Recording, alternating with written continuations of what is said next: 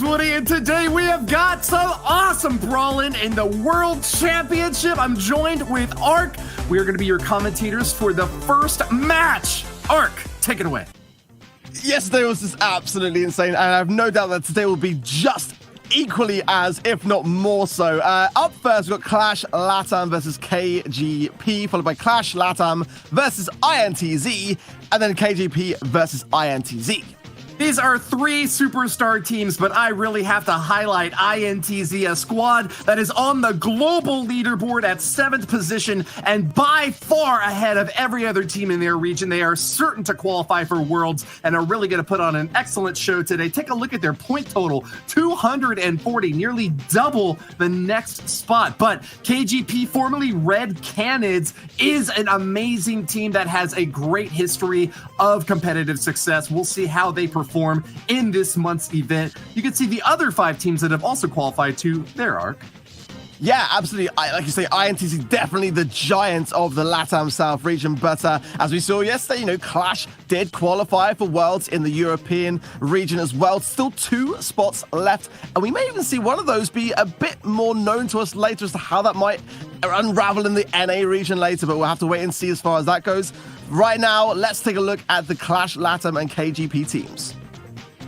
Clash brings Alchemical, Gozera, and Edinho to their battle today. They'll be going up against KGP's Grigul, Kada, and Parzival, looking for the holy grail of victory. $9,000 is the first place prize for the region this month.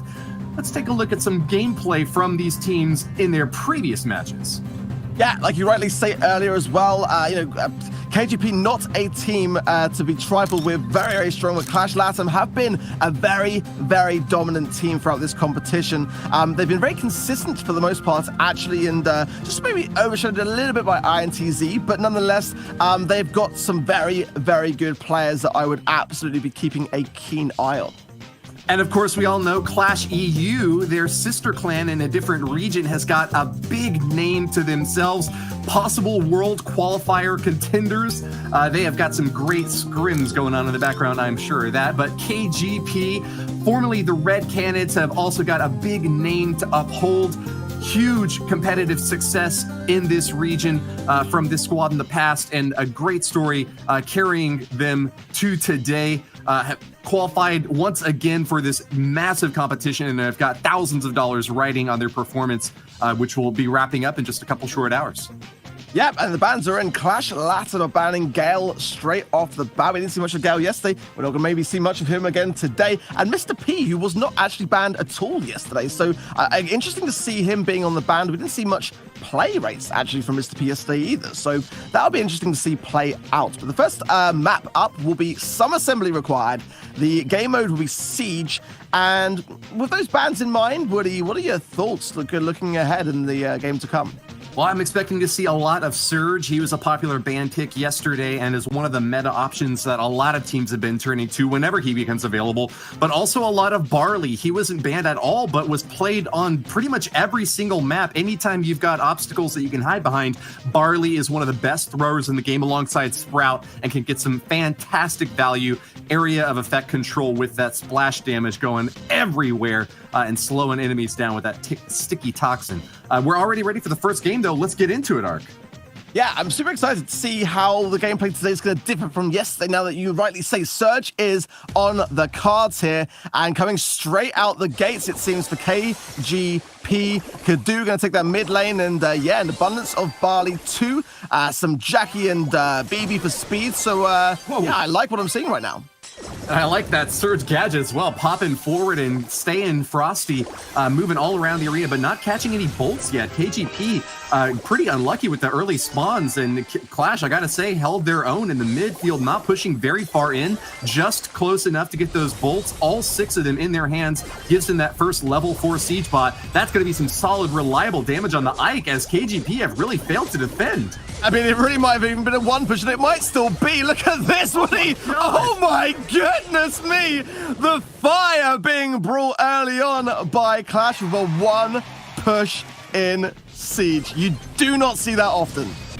Destruction Derby for Clash LatAm, a very rare occurrence, but every single bolt in their pocket, they took it all the way to the bank and cashed that in for a massive blast at that enemy Ike, obliterating it and claiming game number 1 in this best of 3 set. Of course, we have 5 sets for these players to compete in, and the first team to take 3 of them will win the whole thing.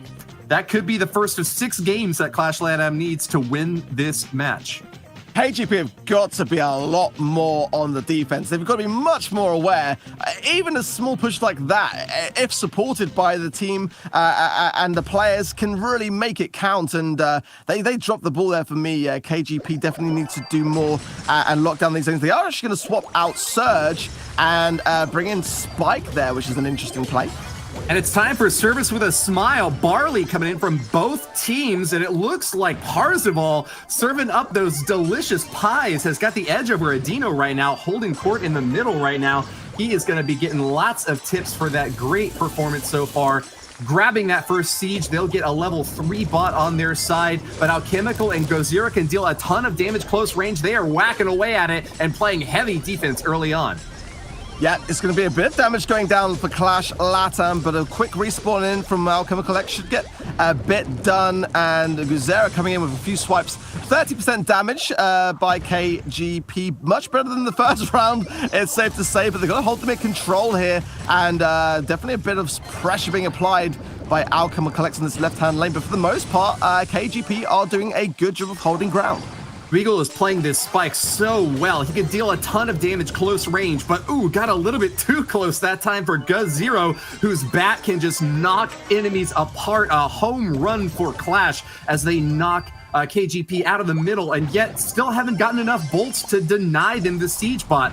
Down just 1, that's all it takes to give your opponents a big bot, but level 6 isn't too much for them to deal with. This Ike might still survive, and that will give them a chance to strike back again, but can they hold on? That's a lot of damage!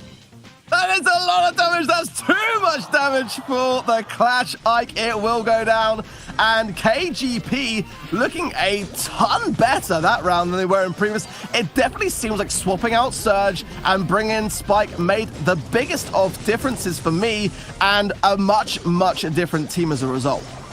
Huge smack back right in Clash's face. KGP have evened up this race and are on pace for the reverse sweep of set number 1. Maybe they found the magic secret sauce to put into those pies and give Barley and Spike just what they need to deny Clash this first win. But it's all going to come down to this third and final game of this set. There are no ties in this siege round that we've ever seen in the World Championship, so expect to see the winners get this first bot here and now. A big advantage for Clash as they've already knocked out one of their opponents, and that's going to be a big hold on into the middle. Clash's Guz0 firing away and keeping a big lead right now for his team.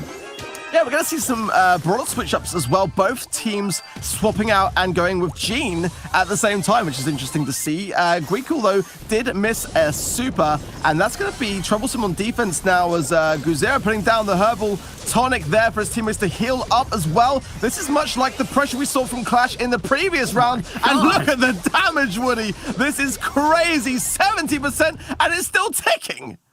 KGP cannot stand to take another bot at all. They have really got to establish themselves in the midfield super fast and get that bolt count up, because Clash have got a lead on them already and are stacking even more metal on their side of the arena. Adino grabs another bolt and will deny Guigle access. They are just some really tanky brawlers there on the side of Clash. Adino doing a fantastic job denying access, and that might be all she wrote right there.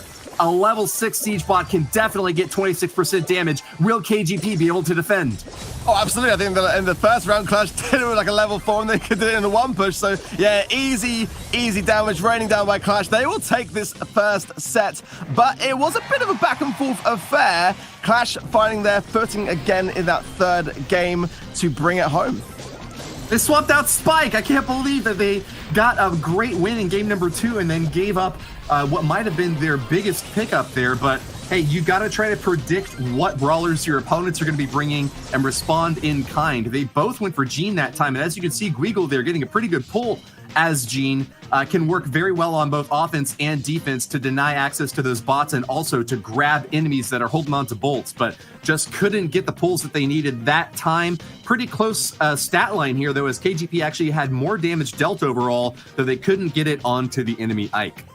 Yeah, that's exactly right, and I do see a lot of people in the Twitter scene. Actually, let's talk about the next game mode up next first. It's going to be Heist, Tornado, Ring. So definitely some different brawlers to be in the mix here. I doubt we will see Gene here, but I do see a lot of players saying that they feel like the Gene meta is no longer a thing, that Gene's a bit weaker. But I've got to say, from like an esports perspective, we do see Gene turning the tides way more often than not. But it's just an interesting thing that the pro seem to think that he's not necessarily in the best of place despite those turnarounds. But going into the next game mode, we will definitely see an abundance of brawlers that we didn't see in Siege, that's for sure.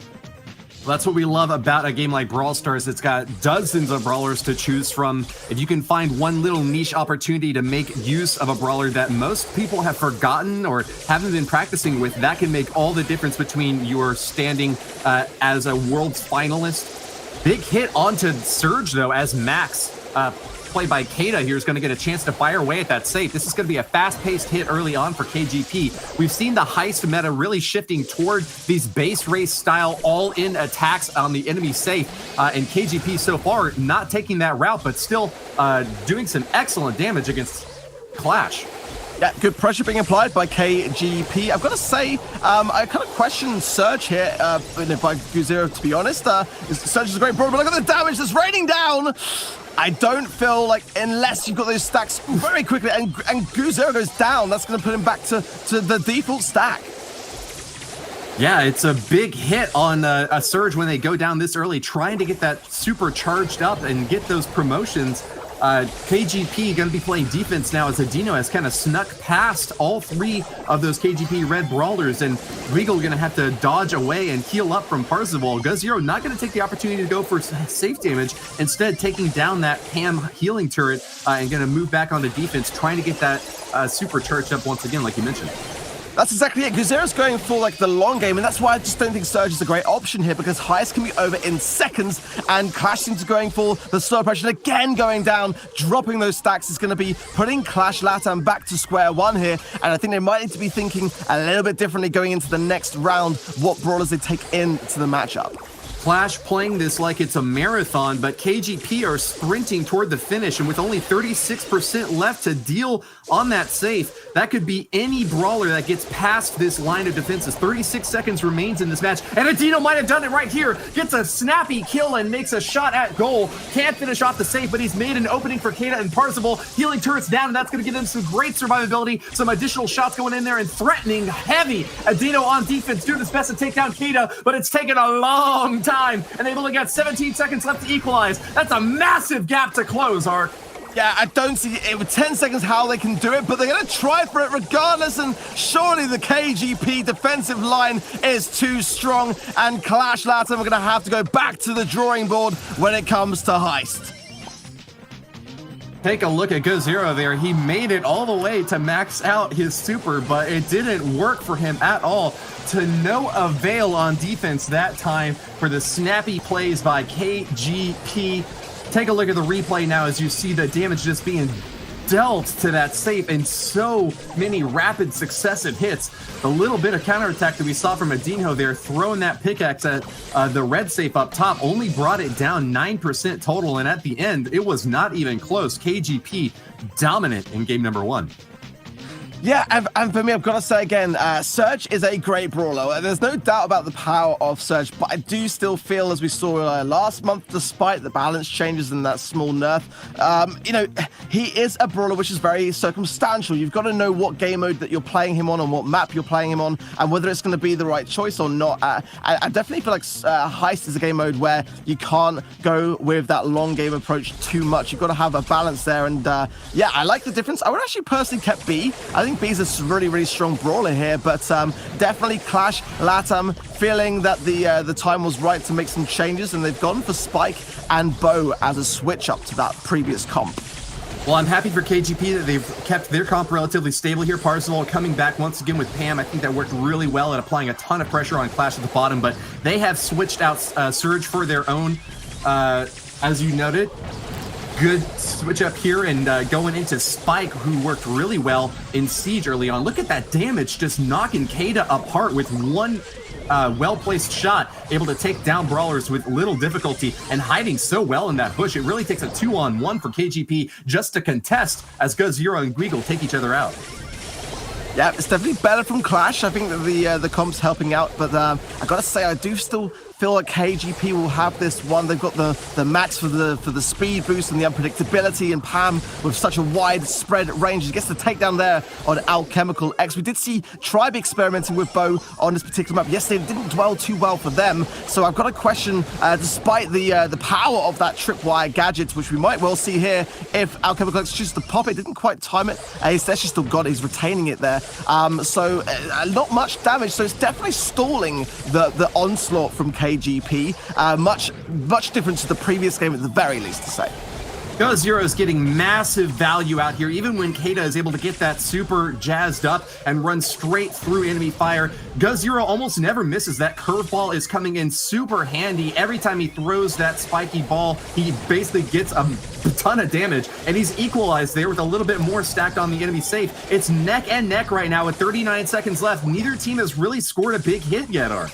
Yeah, but great pressure from Clash Latam, gotta say. Like, they're getting themselves in great spots here and working the spawn the way they should be, and the pressure is continuously on KGP now. So I think Clash Latam with a few shots here, one from Adino, will even be enough just to tip the balance here. 20 seconds left. We're gonna have to see some pressure being applied, some counter pressure from KGP on the opposing table. This one's gonna be all over. And Dino with a massive super rages through the enemy base, striking the safe and getting back into safe distance as well to fire away with his pickaxe again. KGP left high and dry, no way to close that gap, and that's going to be another equalizer in set number 2. Clash making the strike back this time. Got a hand to Clash. They are adapting and changing and not staying firm and stubborn towards brawler comps that they may have had success with in their practicing in their scrims. So yeah, I think that for me, the best teams are those that are able to show signs of doing just that. Changing things up, switching things up, remaining unpredictable for me is always a good sign. And getting Surge for me, definitely the right call there.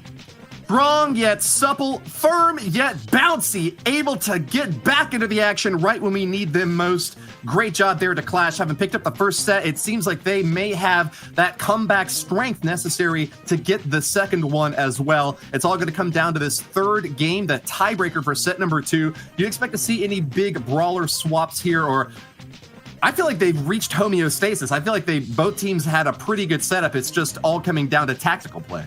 Very true, actually. They're much more closely matched. The thing is, the bow does counter the Pam turret, and that'll be interesting to see whether the teams do switch that up. Pam is a great choice here. They are going to swap the bow, and the Pam will remain. So that actually may go against Clash Latam here, as I did, and they're actually going to go with Surge. So I'm not sure what to make of this. I mean, it really depends upon retaining those stacks, and I've got to say, Kadu did get off to a pretty good start. He's already on his second stack. Big defensive setup here from KGP up top. Fearful of any shots from Go0 and Adino coming in. This is a heavy brawler, tanky comp that Clash had brought in here with Daryl, Rosa. Those are going to punch straight through and deal a ton of damage. They even let Guigle make it past their line of defense and are not going to be blocking him at all. Instead, going for the base race. All 3 Brew Brawlers are on the safe, and they are firing away on all cylinders hard. That is going to be it. That red safe has no way of standing up against such mighty force. 13% left on Clash, but they have done it. Victory for the blue squad as they take a 2-0 set lead. It just goes to show, right, that when under pressure, having Surge is not the best brawler because you're more consciously aware to try to regain your stacks and to regain your power at its peak. And sometimes in heist, you've got to take some deaths. You've got to be more aggressive, and that's what we saw there. Clash Latam turning it around really nicely, are going to take it then and go 2 sets over KGP. The dragon roars through the enemy base, and without a single moment left to spare, as you saw in that replay, BB taking out her bat, all the bases loaded, cracks a major grand slam to finish that safe off without a second to spare. You saw those two defenders struggling valiantly to try to take her down, but with exactly the right amount of force applied to enemy brawlers and safe alike, Clash have taken the 2-0 advantage against KGP and will be storming into Stone Fort next. Yep, Stone Fort, gem grab game mode, and we've already seen both teams experimenting with Bo and Pam, which are two of the best brawlers for me on this particular map. But Mr. P was banned, so we did see that was the only instance, I believe, that we saw Mr. P yesterday in those regions. So not going to see that on this map. He would have been a great call. Awesome Tara to be able to reveal using Gadget the opponents that lie in wake in those bushes. So definitely a lot of brawler choices here for me on this particular game mode. Yeah, Mr. B gets a lot of value in these gym grab maps, often as the gym carrier here. We see an early cancellation out the left lane as Gazero and Guigle take each other out. Probably a little bit of an advantage for KGP as they're going to deny Gazero that opportunity to build up. But no, he's actually popped his super after respawning, and he'll have that level 2 ready to help out Alchemical, who's grabbed all the gems so far, blocking access to Parzival in the middle. Big advantage early here for Clash, Ark. Yeah, Clash doing a pretty good job of collecting bolts, but Guico trying to put pressure on here. Missed a couple of shots, didn't quite connect with Alchemical, who's going to go pretty low as Kadu comes in. But for me, this is going to come down to which of these two teams can regain their surge stacks and apply that pressure to sort of pick up those kills consistently. And we have seen both sides going down. They're on equal stacks right now. And Clash Latam, though, still regaining mid control. Kadu very low here. Is going to have to consider using Gadget to retreat and walk away, but very low on that side of things, and just gonna have to rethink the aggression there a little bit for me. Alchemical has thrown down the gauntlet so many times, and KGP have not been able to keep pace against a Clash squad that is picking up gems left and right. Mine set up in the center. This is a super tough nut for them to crack. They're covering on all edges, but seem to be going down one by one. KGP have let those gems spawn just a bit too much in the center, and with one more, Clash will be able to start the countdown. Kada is going to be able to grab one of them, but there's two more sitting right underneath those trip mines. That could deal a lot of damage if he steps on them. He dashes out, but is that going to be enough? I think that was a great play from Kadu. I gotta say this is much better from KGP, applying the pressure right when they need it to try to buy time and not pick up gems to the middle. I think it's kind of a smart idea to just leave them there. You can focus on positioning then and just go for a quick grab and get multiple at that process in that same time. But Guzera is amazing. Oh, that's huge. Kadu just popped his next stack, and he's gonna have additional range as a result of that. This is a terrifying spot for Clash, so far ahead during almost the entirety of the game. Late game has really switched favor to KGP, up to 10 now, and with that countdown started, it's all up to Clash to get another gem and stop the show. Parzival won't have any of it. Swimming through the center, he gets those gems on his side. 12 of them stacked up means defeat for Clash. Wow, I mean, who would have thought, right? Clash were in such a great position of control for seemingly most of the match. And then on the 9th gem, couldn't retain it. Started to lose positioning as KGP started to redesign their team and what they were going to be, where they were going to be applying the pressure. And what a great turnaround for them, and they come out on top. I feel like Clash were playing brave and brash so many times in key situations throughout the early game. Alchemical tossing his Sprout Super onto the enemy entry point into the gym spawn area, denying them the ability to retreat back through that main channel of travel. And yet KGP weren't fighting for it in the center until the very end. They turned it on so quickly, gassed up, and made it past the finish line before Clash even knew what hit them. Massive comeback for KGP there, and they're going to need to do it again to keep pace against a Clash squad that has a 2-0 set score advantage on them. Fair to say, it wouldn't be the first time that we would have seen Clash Latam today with a reverse sweep in these sets. So I've got to say that they do seem to be very much aware in that respect of what to change, how to change it, and how to kind of recollect themselves as a team to do better next time around. They're going to keep the same comp, and KJP are going to swap out to go with Gene.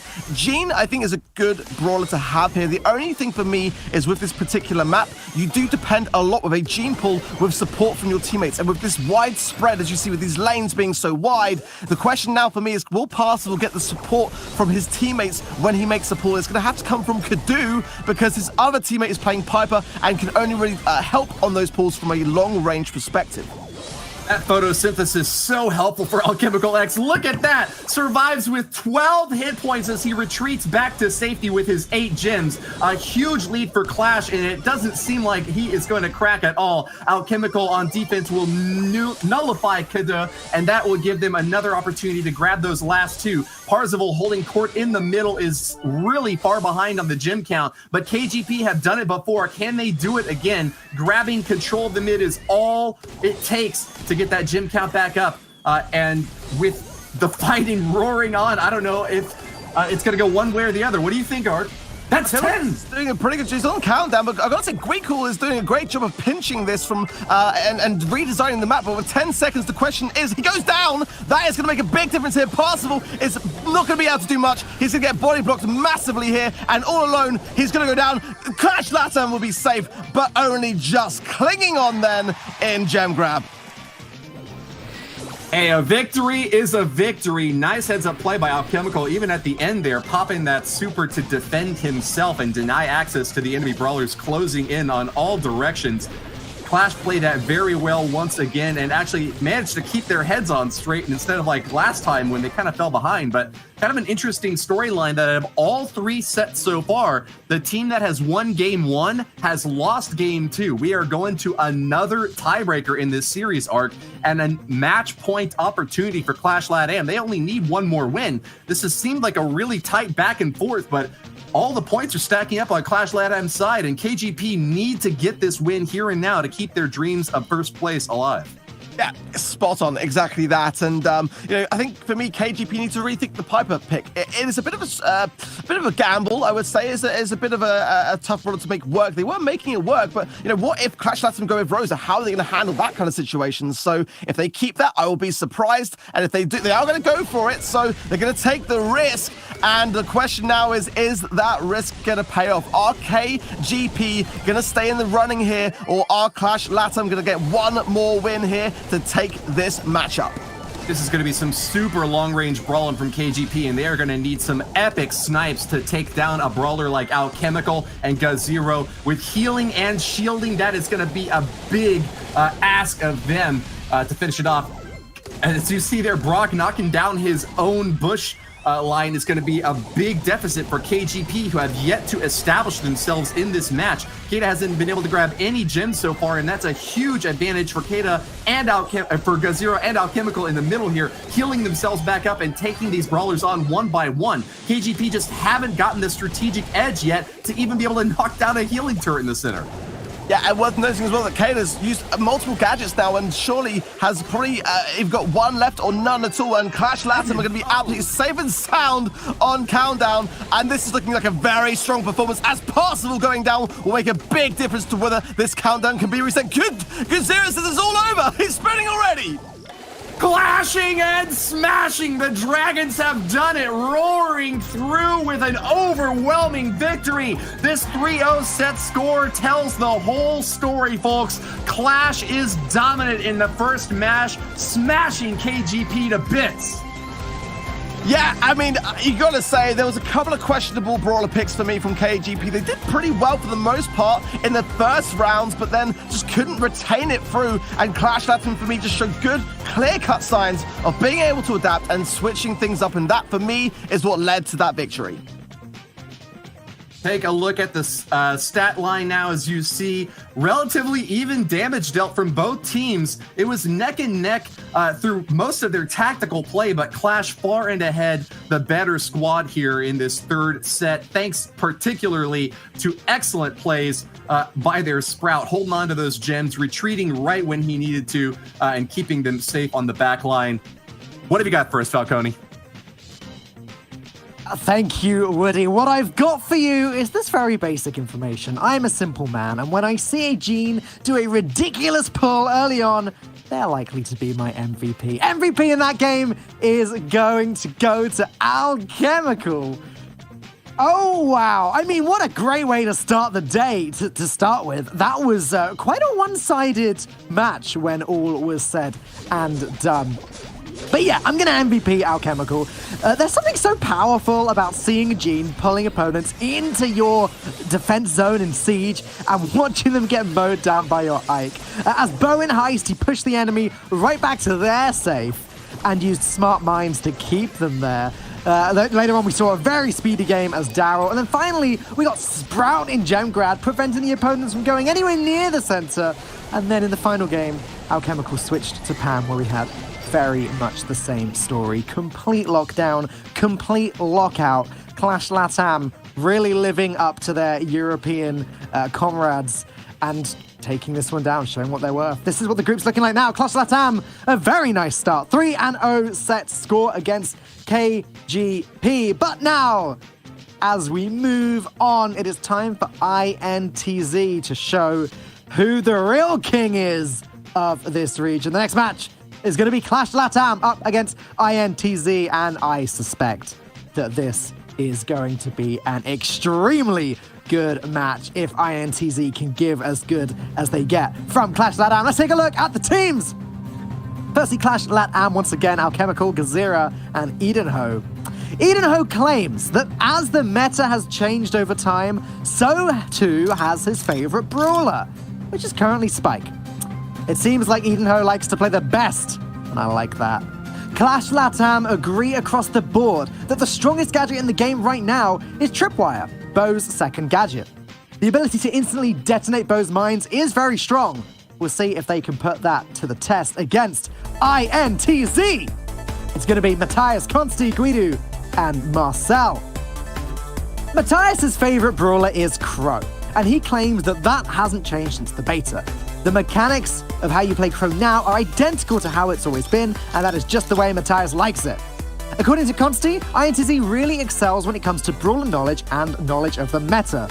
These are two very important factors to be successful, but are INTZ really the best? We are about to find out with our second match of the day. Thanks very much, Dan. Woody. We just saw Clash dominate KGP, and now they have to go against INTZ, who I feel are going to be slightly more formidable opponents coming into this series. Oh, what makes you think that, Trid? I wonder. I wonder. Lots of things to ponder, but let's just jump straight into the bans. We got Surge and Poco being removed. Surge was let through last time, and while there was good attempts from KGP to find value, it didn't exactly become a star pick that we expect from Surge. Yes, of course, INTZ, the top team on the LATAM South leaderboard, already qualified for Worlds, is going to be a very difficult opponent for Clash to go up against. But Clash have done it before. They knocked apart Red Canids ranked higher than them. Can they do it again? A $9,000 first place prize sitting in wait, and it's going to come down between these two teams. Springing into action, Clash are going to waste no time at all with a super fast comp here. Max and Bull are already on the enemy safe, and Matthias has got a big task ahead of him if he's going to defend against these two mighty brawlers. Oh, it's a blessing that he was able to get the super up. You'd expect him to be able to finish up Alchemical, but he wasn't able to, Woody. Look at the safe, it's still being burnt. They're going straight bait strays to open this one up. And the super might be enough, but they just get back in time. Clash Latam. They want to keep the momentum from their 3-0 series rolling. Like a nutcracker demolishing a wall, just gomming on that enemy safe and tearing it apart. Only 6% separated them from victory and defeat, but that's all you need. Speed is on their side when you play someone like Max, and Bull can deal so much damage close range with a mega hit pool that just cannot be taken down, even with a brawler like Gale, who's able to push enemies off of the safe, not enough to keep them safe that time around, Trid. And it was an important tool to use there. It did buy a lot of time for his team for INTZ to be able to try and answer back with the damage to drop it down to that 6% deficit that you mentioned, Woody. If there was a little bit more opportunity to push them away, build the super faster, maybe get a third one out in that fight, would have had a better chance at slowing it down because that was a race against time, and Gale is so good in close quarters at shutting down and stopping play. Well, if past is prelude, Clash are going to do it again. Bull and Max are already on that safe, firing away and taking it down to half hit points. Return fire from our INTZ squad, from Marcel. Gets the damage in, but can't finish it off. Defense from Alchemical going to come back and push them off. And once again, we have another opportunity for these teams to play defense in the mid or go hard in the paint. Guido is planning to play both sides of this match. Goes for the enemy safe, though. Can't keep pace with Clash and will instead get some additional damage stuck in there, tying it all up, Trid. And that's super important that you've seen Guido doing this, Woody. He went back to the safe to help deal with the damage to make sure they can clear people off their safe. What does he do? He pockets a super, runs himself down to the opponent's safe, and converts that damage all the way on it. So close to victory there as well for INTZ. These adaptations have been amazing, Woody. They just need to find 5% more. Bull shaking his horns on the enemy safe, but missed that last shot for the victory. INTZ have got a little bit of work left to do. Guido's gonna do it. Tosses the last bottle, and that's it. Ties up set number 1 for an epic kill. And like I said, Woody, back off the that's off the back of them allowing Guido to come back and stop that aggression from the Bull, from the Max in that first play. Matthias needs help, and that's exactly what Guido's doing by allowing to layer that extra damage and get them off the safe, make sure it's not delaying, but actually negating the push. Picks up the super, walks down the lane, chucks that last call on top of the enemy safe to find value in both defense and offense. Great play. Bull tastes great, but you need a nice drink alongside it if you're going to have a complete meal. Guido serving up destruction as Barley there with some fantastic play in the midfield. A versatile brawler, especially in a heist game mode where you have to be able to play offense and defense at the drop of a hat. Barley is the man with the plan, but they're abandoning him in game number 3. It's going to be a rapid fire succession as all 3 Clash brawlers jump in once again and are going on defense now this time.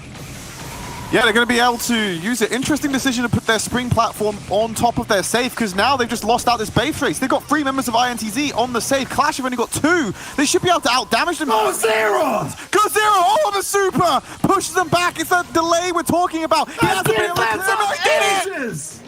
What an amazing play from Clash! Go-Zero single-handedly providing the defense that they need and knocking INTZ apart as Adino and Co are able to finish off all remaining hit points on that top safe. Wow. Check that replay again, Trid. I'm looking at the replay, Woody. I'm trying to figure out what happened with Marcel. He was incredibly low HP when he was coming into that push. If he was able to negate some of that damage and come into that fight healthier, Gazera would have delayed the push, but not actually removed the Daryl, meaning that you'd still have 3 brawlers attacking the safe. And INTZ may have been able to pull out the victory there if we didn't find him going down early like he did to Gazera's first super and follow-up damage. So yeah, whatever happened in that first engagement just set INTZ up for failure on the rush, and an amazing play from Go0 to capitalize on that. Yeah, Go0, call him Gale Zero now. He was so effective on defense, and that's what happens when you get a band set up like Surge and Poco.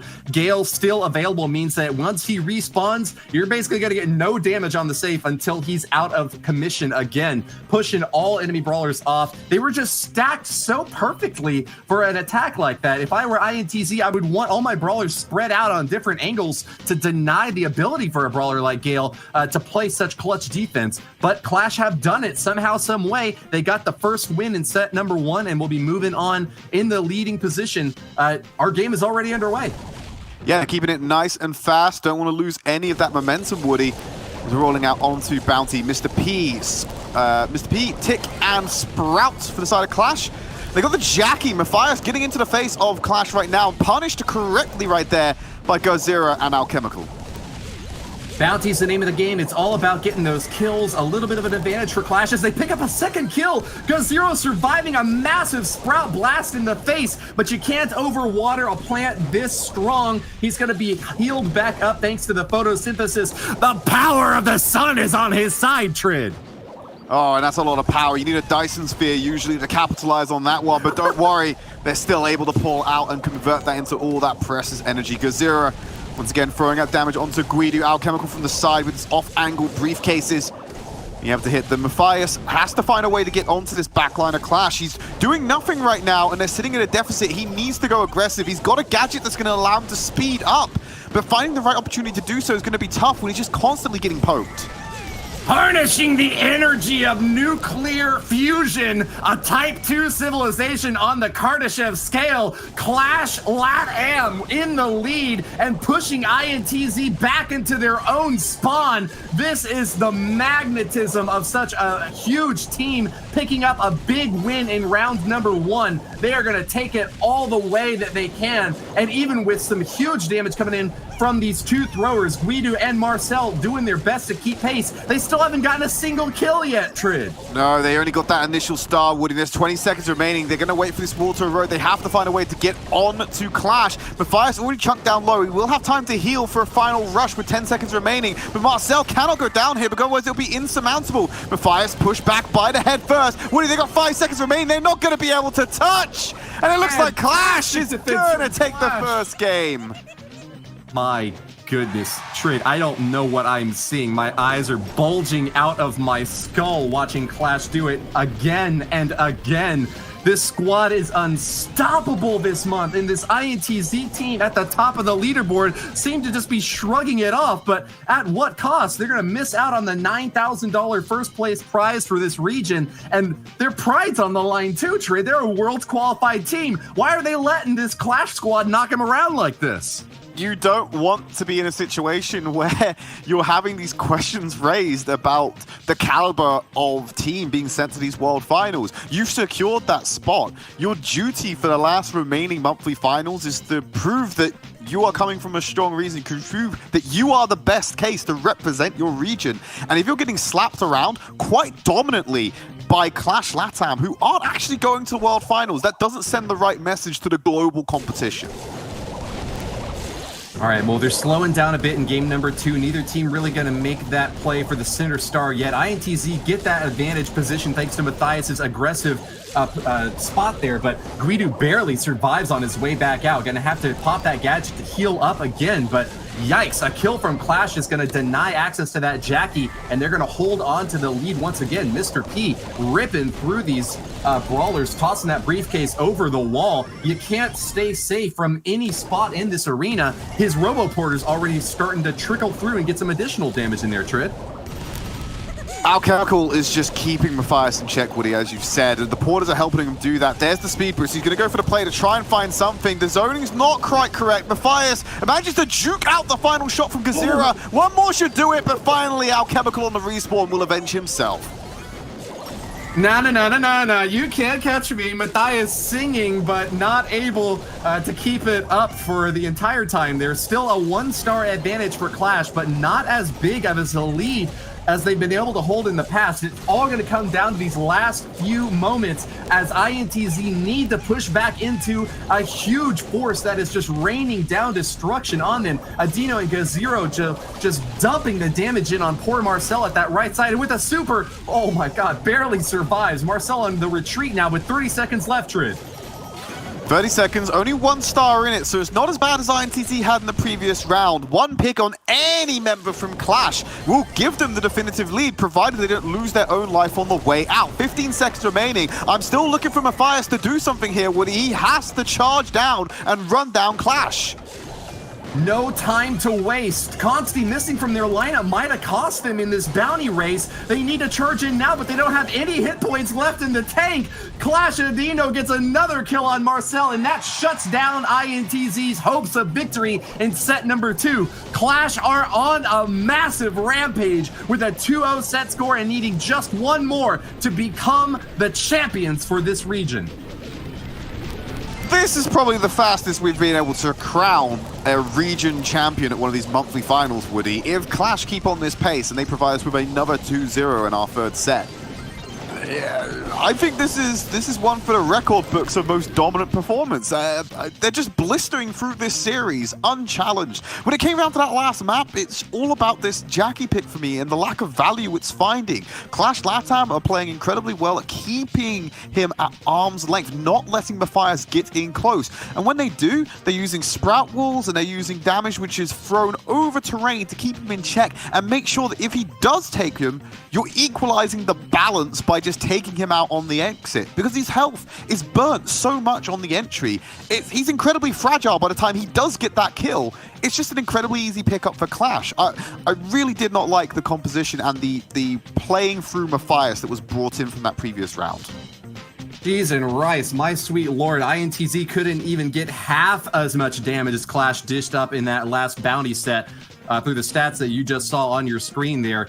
That's a massive gap to have to close, and really incredible, especially when you consider that they don't have to focus on any other objectives. All they got to do is knock enemy brawlers down. INTZ, as you noted there, Trid, really kind of failing to adapt with their brawler picks to a big hit early on from Clash. But we're into Brawl Ball now, where it's all about getting that ball past the goal line. A huge lead for INTZ as they're coming out swinging early on, and man, have they really hit their stride in set number 3. That's kind of a damn if you don't moment for Adinho there. He walked into the last call, but he knew he was going to die from the position he was in anyway. Might as well respawn early and make sure you're here to defend it on the goal line. Another last call from Guido zones everyone in. Gozera using that shield from respawn to be able to come out and try and put up a defensive line. But INTZ are finally locking Clash into their spawn. Going to pass the ball back into the center field. Alchemical, he's sitting on a magic hand. Could use a hook to try and find someone and get an early lead in this fight. He's going to find Marcel. There's an easy pickup. Matthias moves in. Could go for the super hit. Knocked away by Gozera. The great Guido's gone down as well. Alchemical can move this forward. What a brilliant strike, and that gives INTZ a big slap on the wrist. Clash have knocked them apart. Not going to get a chance to score here now, but what a big pickup for them to be able to push the ball back past the midline and destroy a few of these obstacles. Gazero threatening for the shot on goal, but not going to get it this time. INTZ are hurting from that last exchange, but have not been able to wipe out the offense from Clash. It's going to be equalized back in the midfield again as Marcel's going to get an additional kill stacked on, but not a chance to get that ball past the goal line. It looks like they're waiting for overtime, Trid. Potentially waiting for overtime here or for a pick. You saw how they punished Adino for being out of position there, so that was a great move to just make sure you still keep control of this territory. Last call being placed behind him, once again trying to do a great pull onto Adino again, constantly punishing the Jackie, as Marcel will now give them a taste of their own medicine. Alchemical doing the exact same thing to Matthias, a shadow of what we saw in our previous set.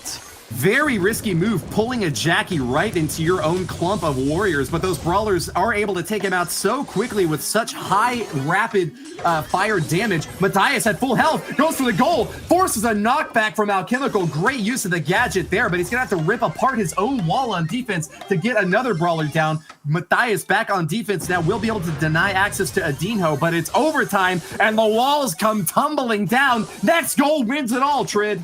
Oh, here we go. Clash, they've got the ball. No super pass available for Gozera. He's going to play clearance. He's playing blocker. Great super from Matthias. Will turn it around. And the ball from Marcel. Make sure INTZ have control. 40 seconds remaining. They're now going to go on the offense. The grip of God from downtown. And now Matthias is in striking range. Hovers that super and is looking for an opening. But Adino will not give it to him. Gozero gets one more whack, and that's going to be it. Clash's defenses have held on, and they will get the chance to make the final drill on goal. Super pass across to Gozera. He's going to move forward. Got the shield over to Alchemical. He's pulled close to the goal. Matthias using the super to lock up the members of Clash. Adino wants to get control of this. Has to pass it over. Gozera has the shot on goal. Adino passes back. It's in! 10 seconds remaining. And a 1-2 pass punch from Clash keeps the ball rolling in their favor. They are one game away from an absolute blowout of the LATAM representatives that are going to the World Final. Such fancy footwork from Clash, tossing the ball back and forth. And you gotta say, that takes a shot every single time they do it. They're burning their own ammo, but it doesn't even matter. Landing every single hit and getting that ball past the goal line is what matters most. And they used every single resource available to them. Guido just unable to deny access that close to the goal line. That big Barley needs to come in earlier in the match if they're gonna get value out of a guy like him. I think that INTZ were definitely in a leadership position early on in that set, but with the obstacles coming down in overtime, Clash definitely took advantage of that in a better way. We were so focused on the ball at the end there, Woody, we didn't even realize that Alchemical, even though he was pulled behind the goal line of INTZ, he was still alive, causing havoc whilst inside the goal himself on 50 HP. They couldn't play focus to the ball, and actually was one of the reasons why they were able to get it over the line was because they were constantly under threat from two directions and they couldn't finish off Alchemical. Well, we've got a reset in the midfield now as we have a big change in the brawler setup here. GuzZero is going to be playing Frank for the first time today as INTZ's Marcel brings El Primo into action. Haven't seen a whole lot of him, and that's really not going to play in INTZ's favor at all. Clash make a big rampaging strike through the space. Big super on the enemy goal line, and that's going all the way in. Adino scores! You can see that coming a mile away, Woody. As soon as Frank was able to sit on that super, have ball control, move into a position where he could just stun up enemies, lock up the terrain, sets it all up for another one. And there's the super again. He can chain this together, but thankfully taken up by Marcel to shut down the push. Alchemical had a shot on goal with a super pass, but Guido shut him down and will keep hold of that while the respawns come in. No way to make the goal happen this time. Guido's just going to toss it over into the corner and walk to his own doom. Max is scary, but cannot hold up her own against the big old hammer dropped by Frank. GuzZero takes a big hit, but Alchemical's magical puffs are going to start getting him back up to healthy. He's going to toss the ball into his own goal line area now as he plays defense up on the front side, swinging that hammer with every single inch of the enemy lives, but not able to connect with that last super there, Trid. Bit of a swing and a miss there for Frank, but he'll be able to build that super up fast enough. Mafias is going to go in with one of his own, knowing that he won't be stunned up. Counter damage has come in. There's the super online for GuzZero. Will go down, happy to sit on top of that one because they know that, well, there's nothing to gain. The ball's in the back right corner. You've got two members up. There's no pressure against the goal right now. Respawn in the middle. Advantage for Clash LatAm. Remember, they've already got a goal. They don't have to put another one up on the board if they could just defend against INTZ for 42 more seconds. Great gadget use. Great gadget use there. The flip GuzZero out of the way, stops the super coming in and locking up multiple members of INTZ. Marcel being speeded out by Guido. This is the best chance INTZ are going to have, and they're trying to get through the unstoppable wall of Frank. They push it through, but he's flipped out of the way. Marcel just hit the wall again. He finds the goal twice in a row. GuzZero has fallen victim to being flipped over the shoulders of Marcel. Sneaking back behind him, and with an Omaewa motion, Daru knocks it past those lines of defenses. You are already dead, Clash. No way to get back in the action with that big of a hit. But as the respawn happens, they've done it! The team of dreams! The squad of gods! The family of fantasy! Clash have thrashed through both their opponents and take first place in the LatAm South region. What a beautiful set piece at the end there, all coming together, keeping hold of the super pass on Adino to make the final shot, but Alchemical having the tools in his pocket to just pull any obstacles out of the way with his magic hand. Everything set up by Clash on that counter-attack. As soon as they caught Mafias in Frank's super, it was already over. They had everything lined up, ready to go. They just needed the one pick, and Mafias was that pick. Great job to Clash LatAm. Big deficit on damage dealt and just barely neck and neck on those kills, but so many more goals even when they get scored on in a pretty embarrassing fashion. As soon as that respawn comes in, they had it past the goal line in a matter of seconds later. What a finish for this Clash LatAm run through the region. We've got one more match coming up to decide the silver spot. Daniel, tee it off for us, man. I mean, if you blinked, you missed that one. Clash LatAm just dominated both of the other teams in this region. INTZ, who have qualified for global finals, are not able to win today. Our MVP for that last match is going to be Gazira. And I mean, you heard Woody and Trid shouting this man's name, and with good reason. We know that Gale is good in Heist. We know that. But Gazira showed that it's about more than just the gadget, launching his teammates to the enemy safe, but also single-handedly defending Clash's safe. In Bounty, it was all about Sprout. The whole of Clash played a very defensive long-distance game, and it certainly worked out before finally in Brawl Ball, where we saw a little bit more aggression. First, we saw Gazira as BB, and then the dominating Frank taking down enemy defenses left, right, and center. That was some incredibly well-played Brawl Stars. Here's the group now, though. INTZ and KGP, both having lost to Clash LATAM, are now going to be battling it out for second place. And you know, there is a lot of prize money on the line here. Every month, they're playing for significant amounts of money. But for KGP, for Guigul, for Kader, for Parzival, up against INTZ, Matthias, Consti, Guido, and Marcel, this is the only remaining match in the group. Who will take second place and who will be leaving with their tail between their legs? Let's check it out with the next game. KGP. Bo is Parzival's favorite brawler. According to Parzival, Bo has only gotten stronger over time with buffs, and especially his new gadget. That's not the first time we've heard that today. The whole of KGP claim their strongest game mode and map is Bounty on Deep Danger. Some of these Bounty games are wild. I'll be really interested to see if that comes up against INTZ, who were a little bit less sure about their favorite map and game type. Consti claimed that their strongest map is Crossroads, a heist map, whereas Matthias and Guido said that Gem Grab is their strongest game type, and Marcel believes that Brawl Ball is where they excel. I guess they're just great at everything?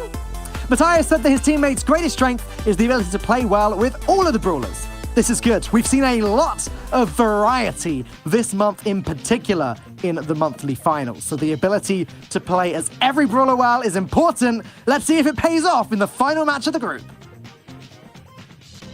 Thank you very much, Falcone. What an amazing day for Clash LATAM. I mean, that was like just one of the quickest matches we've had all year, I think, Trent.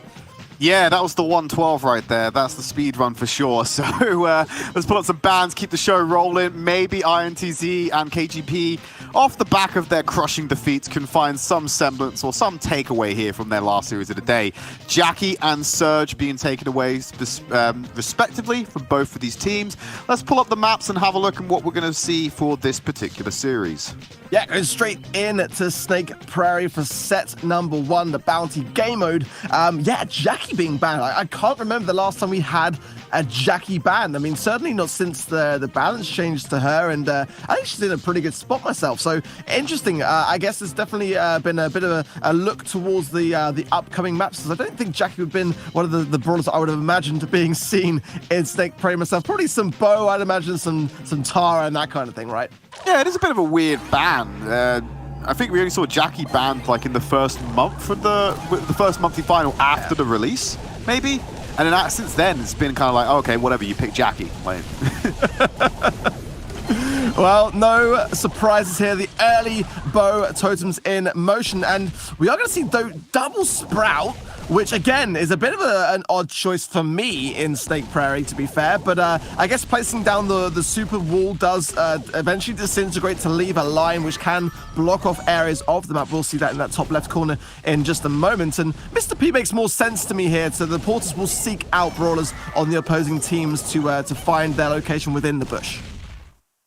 Intelligence versus counterintelligence arc. That's what this is. The porters will go ahead and find the enemies, and Guido's just going to shut down the routes to do that from doing it naturally. Unfortunately, the porters don't care if they're seen. They'll just walk into the brush anyway and give you your tracking. They know Guido's on the left-hand side by himself. They're going to empower the porter to help Guido potentially get some damage on here. And they are chipping away slowly. It forces INTZ back.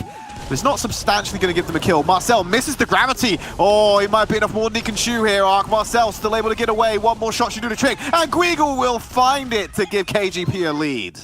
Yeah, it was a tight spot. I think just a little bit too aggressive on INTZ's part. They did have the lead. They didn't need to make the play, to be honest.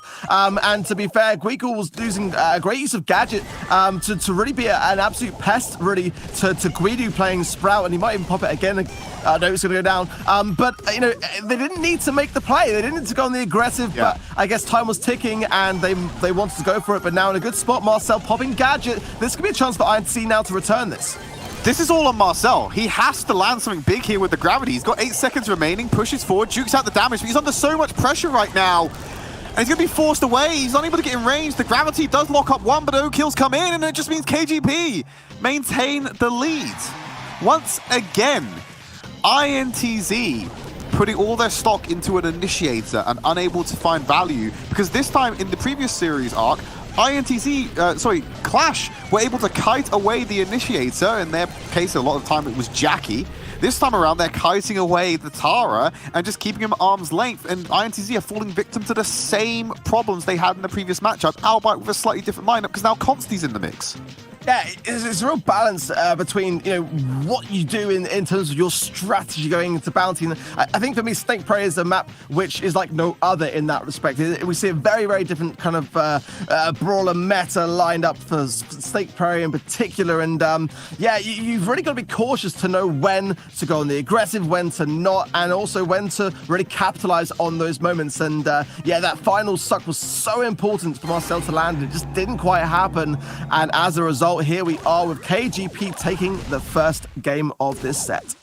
There's nothing wrong with the Tara on this one, Ark. I quite like the Tara. You're seeing the value it brings right now with the Gadget. I agree, it's just down to like finding those avenues in. Now, they don't know Marcel where he was until those cards started getting thrown. If you can get close to any of KGP, you can definitely find a kill here, even without the super online. Parzival already feeling the hurt. He's calling in Consti for this support. And that's what we want to see from INTZ. Boxing KGP, getting kills. Kader back on the menu as well. What a clap back from INTZ in this second round. Yeah, really nice display of aggression early on, getting in amongst the spawn, and it was a really, really nice pinch. Actually, it's a bit of a change of style. Wait, no, Ark, we were so focused on that, we absolutely forgot about the Nani coming in from Guigo. His super combined with Kader's briefcase, they found a kill out of nowhere. They spun Cotton into gold somehow. Yeah, it was. I think it's slightly off camera actually when it happened. And it was a nanny, a peep nanny going out, and probably I imagine running autofocus then for the additional damage that brings. The more that peep is on the map, the more damage will be inflicted upon a hit, and it seems that it was successful. Disgusting. Yeah, this is so disgusting. They're sitting on Bo's super totem, and without even putting himself in the firing line, they're just perpetually sending out peeps. Guigo hasn't moved in the past 1.5 minutes, Ark.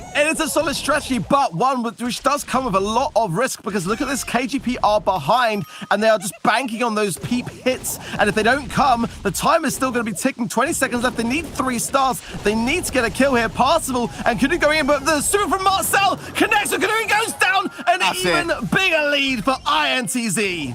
Game over, game over. INTZ definitely going to walk away with the game win here. In fact, they find a kill onto Marcel. They might get away with this one, but there's not a high enough fire rate on Kader to make that work. INTZ equalized the set. I love that nanny strat arc. It didn't work out for them because obviously, like you said, they were behind and there's too much of a deficit to go. But the peep allows you to also scout and gain information that you can guide your team. We saw it at the end where Kader and Parzival were being guided by the peep to show where they had to go. They just didn't have enough time to be able to pull off enough of these kills. I like the strategy under different circumstances. I think you can get great value from it. Yeah, it's not a bad one.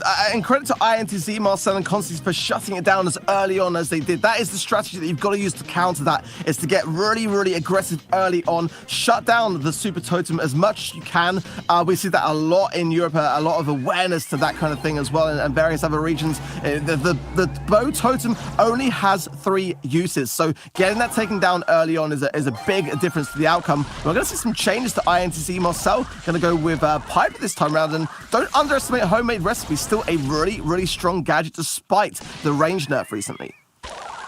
Yeah, well, they found out the super totem. The peep's already in play. Guido low. No one's there for the follow-up. Kader under fire. Marcel and Consti Gonna shut that one down before they can even begin. And now INTZ put themselves in a position of power. Once again, Guigle with this Pinani and the Peeps are gonna be playing from behind. They're boxed in. It doesn't matter what you do here. You're under so much pressure. They're looking to find this super totem again. And Parzival goes down. 5-star lead once again for Marcel. Absolutely great plays from INTZ. Absolutely, again, just reiterating what I was saying about the strategy, the counter strategy to this idea. And already 2 super totems are down. The lead of 5 stars to nothing. And despite it being a really smart idea to use Peep to scout and to gain stars, ideally if you can connect with one of those Peep hits after a long duration of time for the additional damage, it's still, for me, INTZ are all over this game right now. And it's so hard because the Peep is going to be out there on the field trying to guide Parzival and Kader, but because of the super being dropped down, and look how many of the bushes have been destroyed already, they're going to know where Kader and Parzival are. The element of surprise is completely gone. And with those bow traps being set down as well, that cuts off the only path they were going to have to sneak in anywhere.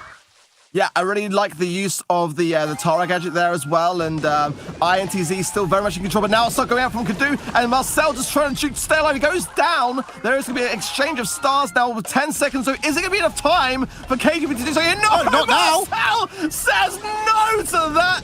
8 stars to 2, and a spin and a pin just to seal the deal. I didn't even know if Guigle was going to get that last peep off to try and go for the equalizer. But when you lose a member on your final push and you open that deficit up wider, you've got no option. INTZ going to take set number 1. The first set of the day that's not being claimed by Clash Latam, I think. Yeah, you could well be right there, actually. Here we go with the scores. My goodness me, 17 stars to 9. INTZ were all over the game in terms of damage, in terms of kills, and in terms of those all-important stars. Much better from INTZ than we've seen today, and obviously they still very much have their eyes on the prize when it comes to the prize money today. That's interesting as well. Like 2 kills. I don't know if the stats are correct there. 2 kill difference in favor of INTZ. Yet an 8-star difference. So what? They were averaging 4 stars a kill on that to make that happen. Is that just? I don't want to call attention to it because it might actually be like incorrect stat gathering on that one. But that seems odd if that's correct. That they were averaging 4 stars a kill to make up that extra deficit. I don't know. All my maths is just completely wrong, and I'm just not doing anything correctly here. Or maybe I'm looking at this wrong. It just seemed odd that was the difference. It's so jarring between kills and stars. Yeah, they were fine. It's the higher the bounty, the more advantageous the kills to get it in return. So yeah, I mean, in Siege again, like, you know, getting those bolts is going to make a big difference. So we're going to be looking to see how many of those bolts that can be banked. And yeah, in general, like the more of anything that you can gain in any mode, it's going to work out better for you in the long run.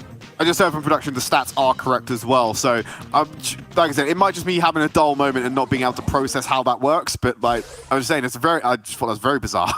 Let's look at the comments here. We've got a double Sprout and, well, actually Gale for me is the one that stands out, and INTZ constantly making quick use of that. I think they might have even used the jump pad to get into the mix early on. Marcel spinning with Kadu as if to say hello, but the lockdown is there, and I wonder whether behind the scenes INTZ are as friendly as this. I'm sure that they are very much all about the competition. Maybe trying to get inside the heads of KGP as it seems to be working. Parzival is setting up the Gale crying pin as a result. Siege bot level 3 is going to make the connection. That is a lot of damage for level 3 Siege bot, purely because you were just able to leave the Barley to his own device on the left-hand side. Aggressive counter push coming out. Constanti's there to save the day with a super his own to keep Guido up and maintain some of this mid-control. No bolts being captured by KGP. Marcel and the rest of INTZ want to hold on to this lead they've gained for themselves, but Parzival's going to come in just as fast to try and help out with that spring platform. Finally going to clear him away, but INTZ have taken that early lead. Yeah, they've got the early lead. They've got lots of early damage in that first push as well. And here's another one coming in. And Marcel is already showing the sad face. You know what that means, Trid? It's going to be an INTZ moment of aggression, I think, coming in here. And the Sprout Wall's going to deflect it. It might actually be okay for KGP. They might live to fight another day. But the walls, the shots over the wall here from Guido and Consti goes down. It's going to be enough. INTZ will take the first round. The residual damage from Barley's bottles, as well as the constant spam from Sprout, were able to close that one out, Ark. And you got to say, credit to KGP on that defense, able to use the Sprout Wall at the last possible moment to maximize the duration on the detour that the Siege bot has to take. Then you throw in Consti's super to push them, not only the Siege bot, but also Marcel back to disengage him to buy more time. They did everything they could on that final push, and I feel as though their defense on the first Siege would have been stronger. They could have potentially tried for the last Siege there, but they just didn't have enough HP to play with. Yeah, it was a monster first push, 70% damage. And more often than not, we do tend to see that once that amount of damage has been done early on, then it doesn't seem to go any other way. It's a very, very rare occurrence to come back when you're 70% down upon a first push. Whether teams will change these comps as a result of that last game, I'm not sure. One thing for me is Barley right now definitely seems to me to be a brawler, which since that new gadget being implemented, Herbal Tonic, seems to be running riot, and we are going to see actually KGP move away from that, interestingly enough. Interesting decision by them. Marcel now moving on to the BB as well. Coming around from the side. Guigle stunned up. Now he's going to be locked into a corner. Doesn't have an opportunity to pop his super. Bolt lead in favor of KGP, and they will get the level 2 Siege bot. Very weak one to start things off, but they've already not got the full strength push to reinforce this. Yep, KGP are going to have to be a little bit composed here and stay alive, because that makes such a big difference, not only to this push coming in directly, but indirectly with regards to control the next round. They're going to take down the Guido, and again, of Consti, that's a great moment there for KGP to capitalize, and being very smart by not all going in as a result of those kills, just holding firm and staying in position, so important to banking these bolts for the next round. Oh, absolutely. Consti can't find the path he wanted to because he's been blocked off by Kadu. We'll move around to the side. Got a super online, locks up Guigle once again for Marcel to get the clearance, but Guigle turns it around! He shouldn't have got away with that one, Ark, and he banks that bolt to push KGP's lead even further ahead. Level 6 gonna start heading towards the Ike. Great place from Guigle, and also banking the bolt that was actually being tried to have been banked by Consti, who tried to use I think a little jump pad to get out of the mix there and at least come away with a bolt. But as a result, this is great pressure being applied here from KGP as they start to maybe get some confidence here and bring things back. And we're not seeing any sad pin emotes coming this time from Marcel. I think definitely a much more serious tone in the INTZ camp right now. Oh, Consti just turbo-inting right there into Kadu and Parzival. Oh, nothing he can do about that one. Guigle's got this under control. Ark, I'm calling it. This is all over. KGP have got this round. I don't see any way INTZ get the bolts they need to stay alive in this one. No, I think you could be right. And just as funny, as soon as I said that, Marcel puts out the crying face. And I think it's actually on the other flip side of things this time round. More of a genuine I am sad that we've lost this round. Yeah, they're just going to stop now. You saw Marcel just make a run at the Ike just for the hell of it, because they're not going to get anything of value. Last Siege, it's all over. KGP going to equalize the set. Great to see a bit of fight and a bit of feist left in KGP, as I did feel like they kind of maybe had already accepted defeat in that last set, so that last round. So great to see them starting to mix things up a bit, and I've got to say, surprised to have seen them do so without the Barley pick. So yeah, I'm keen to see what they'll do in the next round as well. Final round of Siege coming up. We don't have, well, we can have draws in Siege. It's just not likely that it happens. And probably going to have the decider of this set coming up here. Remember, if INTZ win this one, Ark, they will go to match point, which will be good because this is just a battle for second place. Both these teams had identical match differences after their series with Clash, so it's a completely neutral fight for second place right now. Yeah, and a lot of money is going to separate that result. And, you know, for me, I've got to say, I'm not sure what team I would hand it to right now. We've seen signs on both teams of adapting, which is always a good thing. And Siege can be one of those game modes where you just never really necessarily know which way round it can go. We are going to see BB from Marcel already possible, locking on quick with Kadu. I'm not sure already for me whether KGP have got the stop that they need here. Marcel using home run, that star power to great effect to whiz around the map and bank quick bolts for INTZ. They've got mid-control right now. They've removed the Gale on the side of INTZ. They put Guido back onto the Barley, which means they're not going to have the reinforcements that they usually had for the BB to lock up these kills, but they will have that additional safe damage coming in from the throwers. Guido going to be picked off as the bot comes in. He's got sitting on that super as well. This is going to be a chunky push from INTZ. Yeah, damage raining down and more over the wall from the Sprout there as well. Almost 50% on one push is a big result for INTZ, and definitely looks like Marcel knows that. Absolutely, Parzival going to push him away. Great lock up there onto Guido, point blank range. He's going to get away with this one, manages to take one with him as well. For the mid control, Marcel, like you said, using that home run star power to be able to run around fast, get control of these bolts and bank them. He's the only thing giving INTZ a lead right now. He is solo in the middle of the map arc without a team, and 1v3, he generated more bolts than they could possibly imagine. Level 6 running at the Ike. Yeah, I've got to say, it's a really smart brawler choice and also star power choice, because BB would not be nearly as effective if running the other star power of batting stance for the shield. So gotta hand to Marcel, banking serious bolts, and look at the damage raining down as well. Is it all over now? Oh, no, they got it! INTZ close out the set, and they get themselves to match points as they get a 2-0 lead.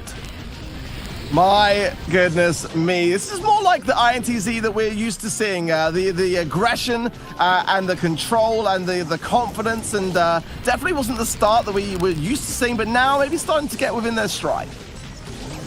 Absolutely, Ark, absolutely. Great place there by INTZ. Turns out the barley was the secret ingredient they were missing all along. As soon as they got that back into the mix, far more dominant. But it was really impressive there by Marcel on the BB to be able to work as a solo operator, abuse the movement speed that they had over their opponents to be able to lock down all these bolts and maintain a consistent lead in this final game.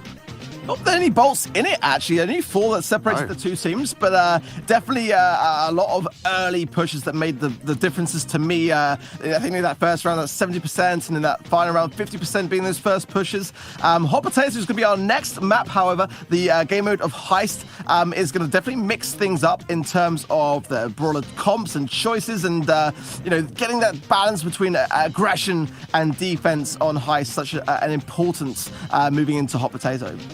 I imagine we're going to see probably a few... imagine Gale's going to get paid here. We know how much people love to play Gale with the springboard to get onto the safe much faster, but you don't have that blocking wall that we typically find on some maps, which really add value to it. So it might be able to deviate away from that one. Instead, going to see Kadu go over to the Rico. A personal favorite of yours, Ark. Yeah, I got to say, I do. And I was going to mention Rico. I wasn't sure whether we would see it from the South Latam region, as it is normally a bit of a specialty from the Clash players of Europe, but definitely for me a great choice on Hot Potato, and already you can see it going to great effect just to shut down that middle lane, and Marcel is really going to struggle here depending upon what star power. I think he is running additional range as well, so that might come into effect here, but Kadu shuts it down early on and says no, Rico is superior. Well, you know, that's a Rico for you. Lots of walls to bounce it off. The damage comes in, and that range that Kadu is able to abuse with his super. Marcel wins out a duel, thankfully. He's got one of his own. He's going to bring some range to the party. He needs to find a way to get away from this one, though. He's thinking about using his super to try and take out the Barley. Will lose his life for it. And INTZ have not been able to touch the KGB safe. And the KGP have just consistently been able to whittle away at theirs. Yeah, Parzival's being a pest on this right-hand side by just getting continuous damage. Greedy shuts it down, but almost goes down himself, surviving on just 112 HP. And it looks like, for me, KGP finding themselves a little bit more comfortably so when it comes to Heist. They've got such an overwhelming lead right now. It'd be a serious misplay from KGP to be able to pull this one, actually lose this one, sorry, because they're just still whittling away at the save. Parzival just needs one more bottle, and that'll do the trick. KGP come out with the victory. So at their series point, decide to have a second win and come back into this one.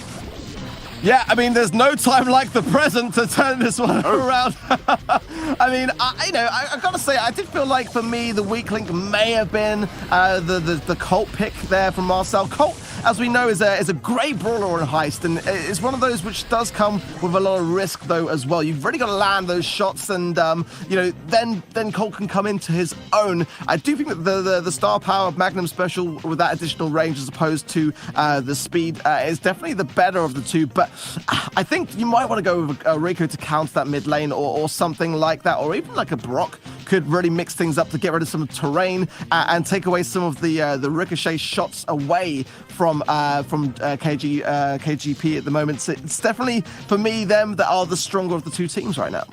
Okie dokie. Carl coming into the mix as well with the Barley and the Rico. No adaptation for the side of INTZ. They're still sticking with the Colt Max and Spike combo. I mean, Colt can work, but you gotta break some terrain. At the moment, Kadu is all over that and using that to his advantage. The more they can break up the walls, and I mean, the Colt is really the only brawler which can do that with any kind of like terrain damage from the super. Like, it's gonna allow Kadu just to be able to use that to his advantage. So there you go. Marcel's starting to break it up now. That's a good thing for INTZ. It's gonna make it a lot easier to take these duels instead. Guido will get the kill. Now he can open up onto the safe, but Guigo's back. Gonna keep them back as well. Able to get damage on the safe. So INTZ have a lead for the first time in this map type. And Marcel looking to extend that. Now he can break more of this cover. Will go down as he trades out with Kadu.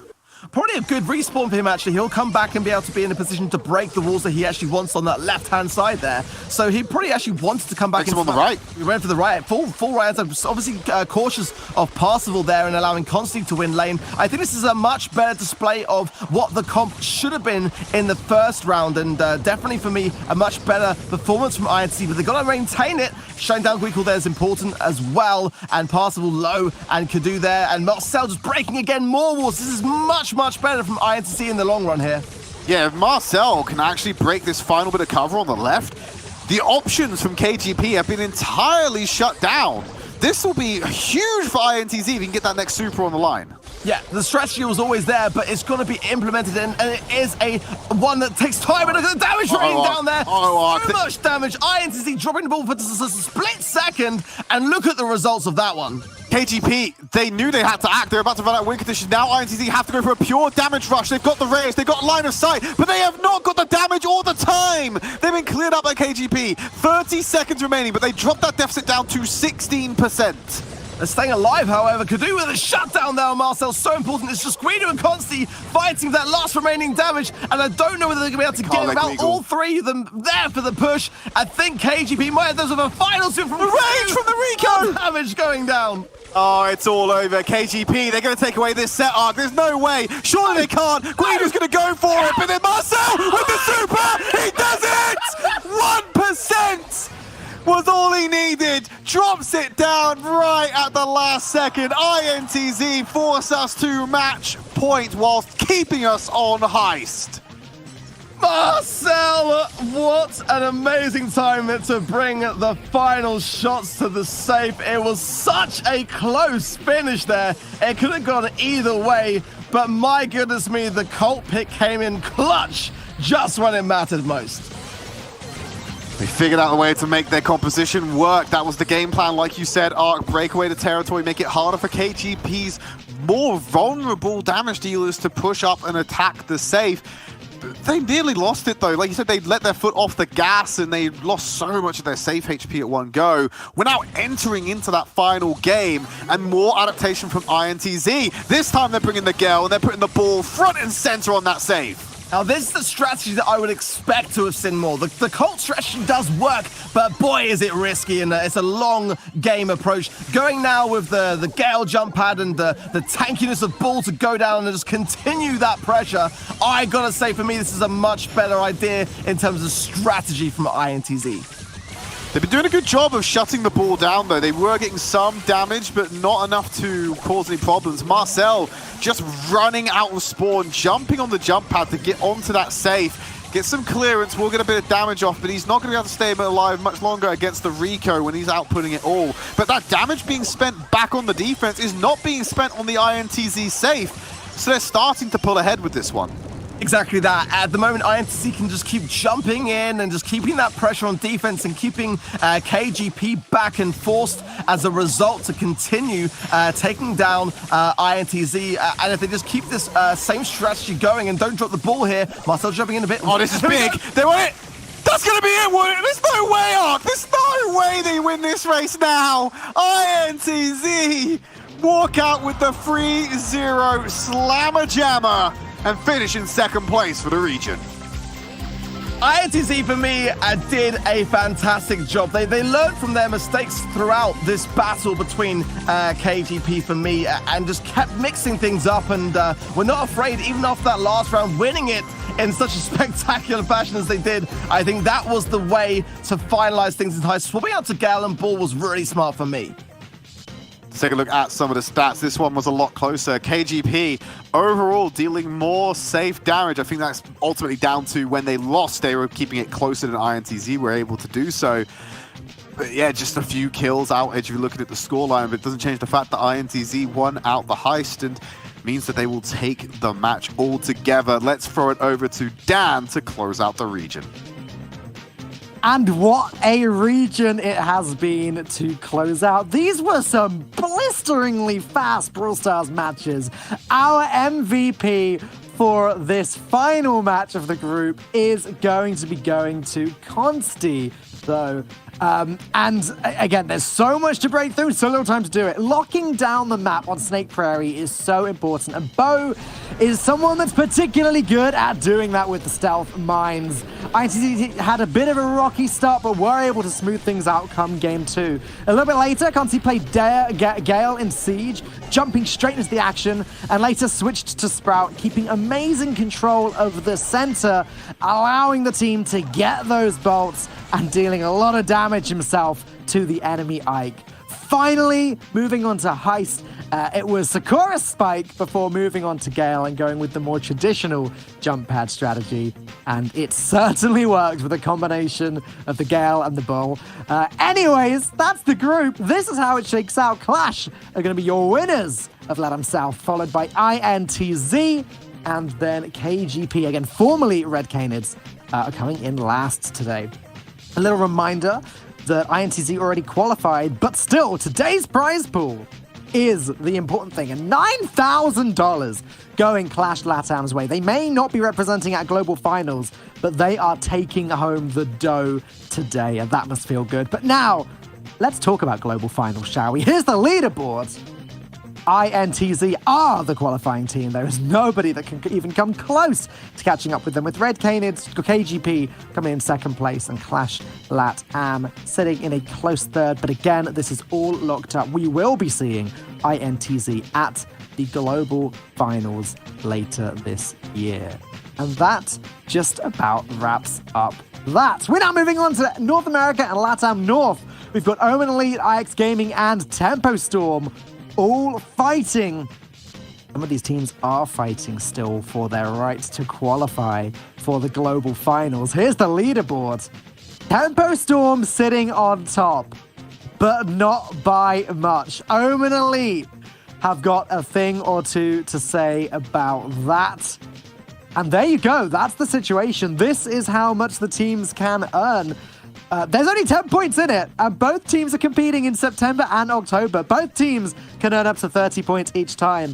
This really could go either way. Every single match today is going to count. Take a look at the first one. Our first match of the group is going to be Omen Elite versus IX Gaming. We've got Corey, Supersai, Tyrant Star, and Zulan up against Zal, Crying Man, second best, and Shepo. And oh boy, every single match counts. Let's get straight into this. First up, we've got Omen Elite. Zilan's favorite brawler has changed several times over the years. First it was Rico, then Jean, then Bibi. But right now, he's settled on Piper. That's a lot of changes, but it seems as though it's a very similar style of gameplay throughout. Supersize says his teammates' biggest strengths are strategizing, communicating, decision-making, and their attitude and mindset. That's a lot of strengths. Let's see them put that to the test up against IX Gaming. Depo's favorite brawler is Colt. He believes Colt has changed over time. There's a lot more variety now in how you can play him, especially with the gadget. Depo also told us something really interesting when we asked him how their team strategy has evolved over time. He actually admitted that the team have gotten a little bit worse as they didn't play with each other for many months. Hopefully, they will be able to pick that back up again in our first match of the group. Yeah, man, I just really can't believe what they got coming up in this Brawl Talk tomorrow. It's going to be insane. If anyone misses the countdown and forgets to subscribe to it, they're really been missing out. Oh, we're live. Okay, yeah. Hey, Ark, what's going on, dude? Really looking forward to this next match. The North American region still has yet to have a qualified team. Who's it going to be? Well, I mean, the bans are in, Woody. Home and Elite are banning Surge, and IX Gaming are banning Gale. So whatever the outcome of that, I think that will have a big change to mix things up. Keen to see what the next maps are going to be. Hard Rock Mine, a fan favorite up then for set 1. Gem grab on the way. I'm ready. Let's hop right into it. We already know that there's a very close race right now, of course, between Tempo Storm and Omen Elite. But if the LATAM South region is any predictor, it's not just the teams that are vying for Worlds qualification that can win a region and take home that $9,000 prize. IX Gaming have got a huge name for themselves as well. And Crying Man, the sneaky guy that he is, will be moving forward in the right side as Rosa to try to get the edge in this gym grab map. Exactly that. Omen Elite and Temperstorm is where our eyes are on, and IX Gaming are definitely up there with a team that can be a real pest and stopping them in their battle to qualify at Worlds. And I really got to say, IX Crying Man playing this right-hand side lane, Rosa, is definitely a thorn in Omen Elite's side right now. Yeah, if IX Gaming wins either of their matches today, they basically destroy the hopes at Worlds qualifications for the team that they knock apart. Now, Omen Elite and Tempestone have both qualified for the finals next month, but with a little bit of a slim advantage for Tempo Storm, holding 10 more points. That really puts the pressure up to Omen Elite right here and now to get a smashing success early on against IX Gaming and keep that train chugging along. Absolutely that in a nutshell. Great pull from Zulan. The hill from Zog goes out straight onto Crying Man, keeping him alive. And I've got to say, this is a great dominating comp here from IX Gaming. A look at Omen Elite getting into the corner here. And I feel this could be a really bad spot with 9 gems in the pocket. IX are not even worried about the mid as Zulan now goes down. Second goes down, Tyra with the pickup. Omen Elite just about surviving. But whoo, they've got to be worried now in this countdown. Pirate Star super fast and not going to give away a single inch of land to his opponents. Crying doing his best to charge in there, but you can't catch a guy so fast on his toes. Well done to Tyrant Star, the gem carrier there for Omen Elite, taking game number 1 for his squad and shutting down IX hopes of a strong start in this set. My goodness me, that I don't even know. I have to look back at the replay to see how it went down, really. Omen Elite, it's very rare, Woody. Very rare that we see a spawn trap like that going out, and it looked so dominating with Rosa and Poco and Carl being the comp to do it. I'm amazed that Omen Elite got out of that one alive. I've got to be honest. Well, by the skin of their teeth, but if they're holding all the gems, that's all that matters in the end.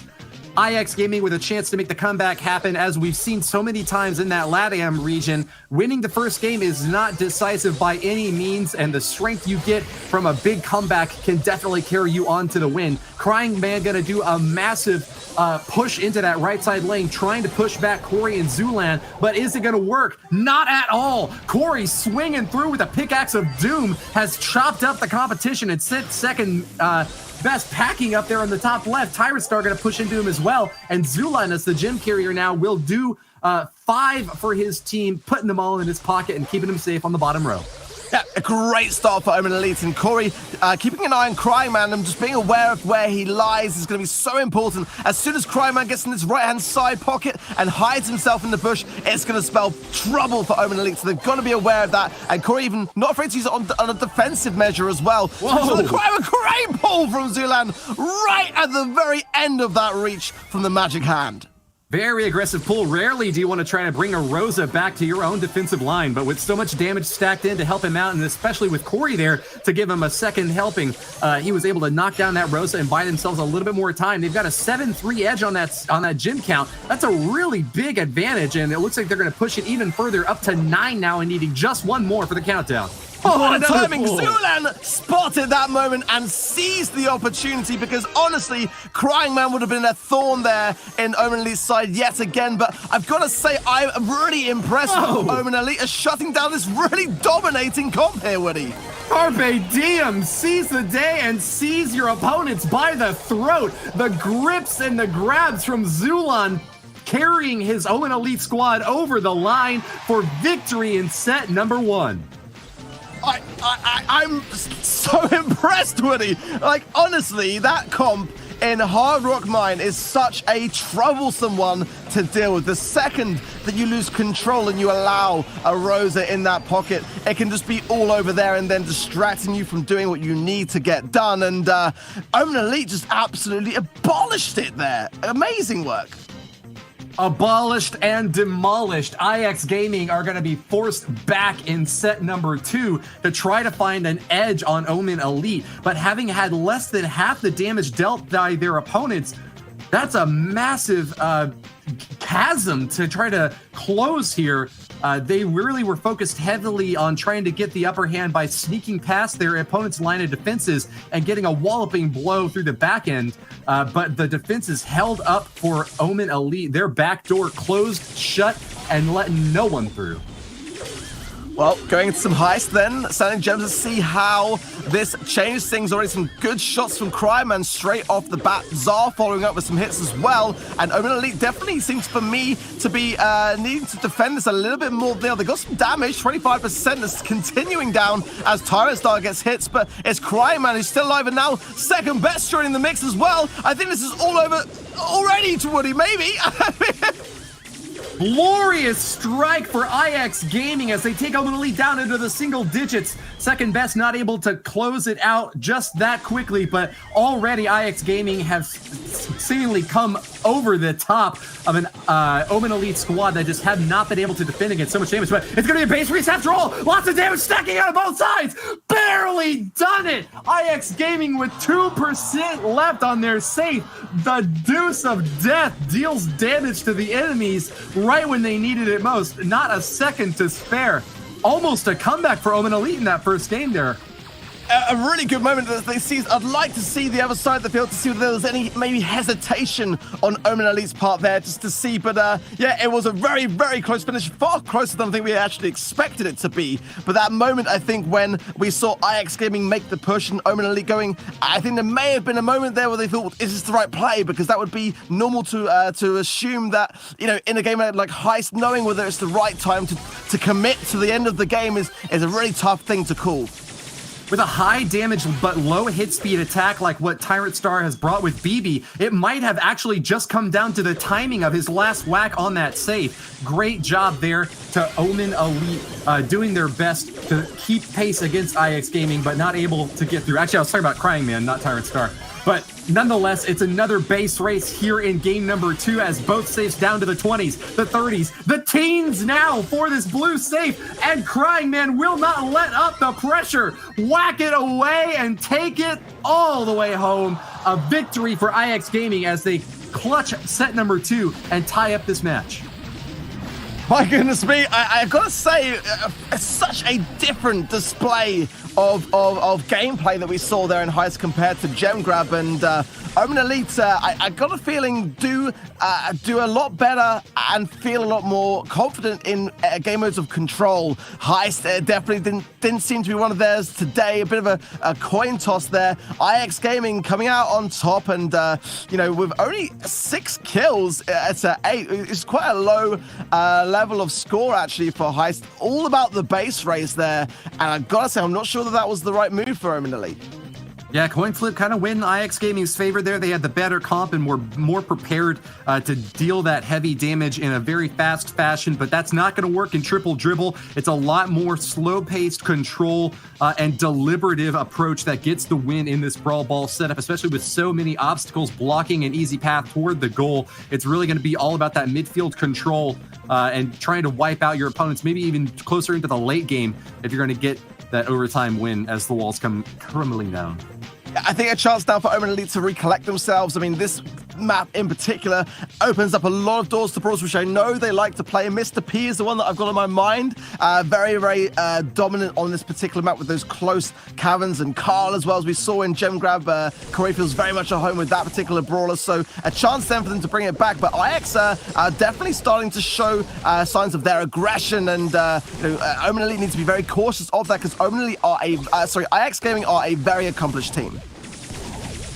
Flipping pies past the midline there. King Zulan will be pushing IX Gaming back up a little bit, but not far enough. Corey Super is going to close out Czar's opening on that right lane, but he's going to continue firing away with that pickaxe. It's either team's game right now, and neither one of them are really taking much of an advantage.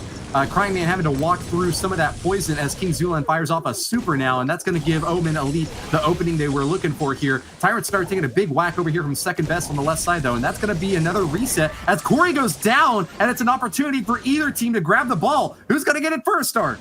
But they might just play around the ball. I think it would be the wise move to make as the teammates are spawning in, and it's kind of a difficult one to really make a push on. But Seconds to make the first move here, popping the super to give the speed boost to Crying, who passes to Czar. Czar now with an opportunity. He can just seize the moment and pass to Corey. Not going to make it through, and now it's just left to Tyrant and Kings. Oh my God! The pass in on that center by Czar was impeccable. Second best realized he had the ball and drilled it in past the goal line with no resistance. Even with an opposing brawler sitting right on top of him, the timing by Czar to get that ball to his partner was so amazing.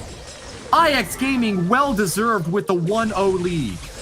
Yeah, an early lead. 1 minute on the clock, though, and a bit of an opportunity here. The pass to Corey might hit. Crying Man is weak here. This is a great little opportunity if Omen Elite can capitalize for it. Czar speeding in as a result of that max super and going in aggressively on Corey for the takedown. Czar is on fire right now, and surely a chance on goal here, Woody.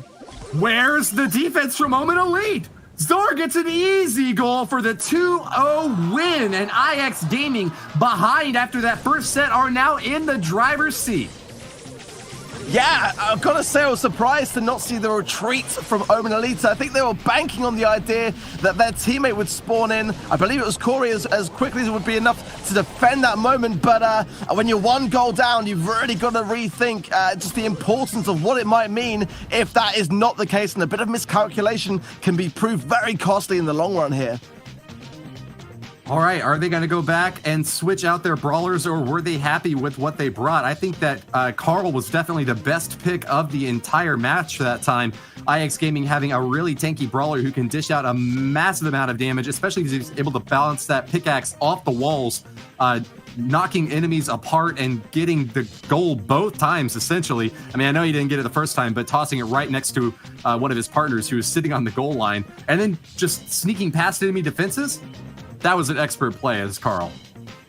Yeah, I think for me as well, IX seem to like the Max pick, and it does seem to be the thing. Actually, Zerlin's going to go with Max this time round, and then actually IX are not going to play Max. And I think that was their strength for me in the previous rounds. We saw it in Heist, and we saw it before there as Corey throws out a gadget there of healing Toxin there. Let's see what happens here. Corey's really low, and Tyrant getting hits as well with great pressure early on from IX Gaming here. Omen Elite sent packing, and on the way home, they're back in their own spawn zone now and can't seem to break out. All 3 brawlers from IX Gaming there to get the goal past the line, and there it is, bouncing off the post, and Jar gets another one for his team. I gotta say, I feel like Zulan could have dashed that and actually managed to save that ball off the line maybe, but nonetheless, it's continued pressure from IX's Zargis behind Omen, and that's gonna be taken care of before Omen can even think about getting this ball here, and they've got to start to recollect. They do not want to lose this game, and being 1 goal down is a really disastrous place for them to find themselves as Corey uses the final gadget of that healing tonic there, and that's gonna be noted because without those heals, Omen Elite are gonna be under pressure to stay alive and gain their positioning on the map here if they're going to be able to pressure IX in return.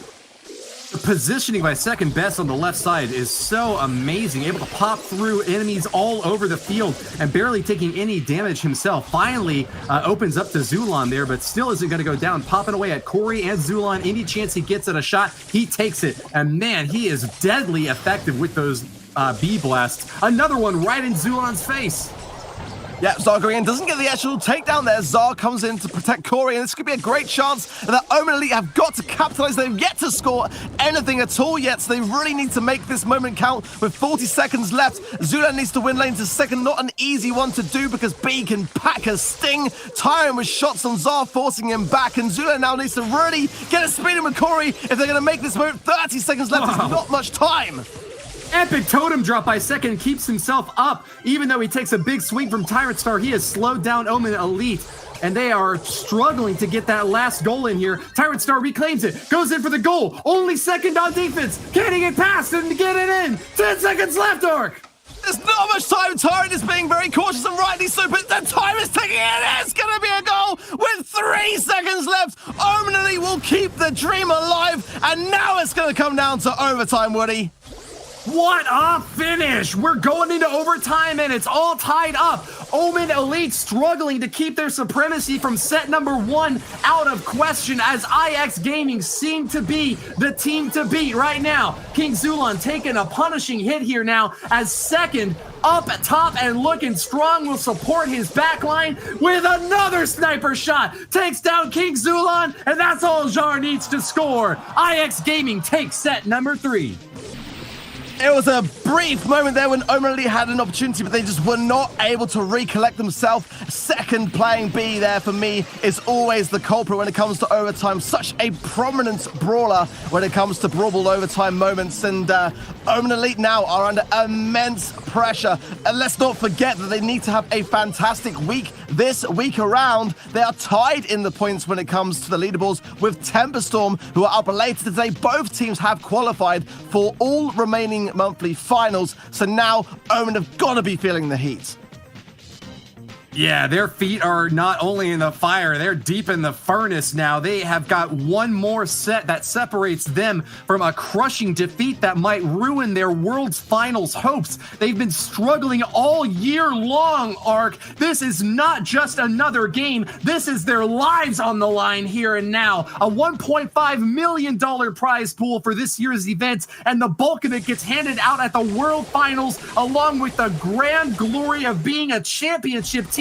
Can Omen Elite stand up to an IX Gaming squad that have come back with 2 sets in a row? Corey going in. I like the double palm pick and the max pick as well, but it does seem, again, like IX are the stronger of the max battles on those side lanes as Zar and Crying have got full control here. The tie was there for the first round, but I gotta say that IX seem to be showing no sign of slowing down in Siege thus far, Woody. Oh my gosh, Jar is just going to continue pounding away at the Omen Elite backside. King Zulan forces his way through, but in the 2-on-1 is going to be sent packing once again. IX Gaming tied up with Omen Elite on the bolt count for the first round. It's going to get a huge bot on the second one. This might be a push kill here from IX Gaming. Already past a dozen bolts, 14 bolts, 15 bolts. They won't stop. It's going to be an absolutely monster push, Woody. 16 bolts. There is 1 round remaining after this if they can defend it. And I've got to say, that bot looks mean and nasty, and it is coming down fast on the Omen Elite Ike, Woody. A throbbing purple thrust right onto their Ike, but no support from the IX Gaming players. They're going to hold on to the midfield and try to outpace Omen Elite on the last bolt race. Not going to be an easy task, especially with Omen Elite holding 5 already, but midfield control is all IX Gaming needs, and it's coming down to this fight between Jar and Tyrant Star on the right side. Jar holding on for dear life. Can he stay alive long enough? Look at this from Omen Elite. They might be able to get a push here. I've got to hand it to them. That was an amazing defense. Not an easy feat. And if they can just get a couple more bolts, a level 10, it's going to be a 9, but they'll take it. And they've got to get 24% damage or somewhere around that region. And look at this. IX Gaming are flustered. They are trying their best to slow this down, but it is coming in quick and fast, Woody.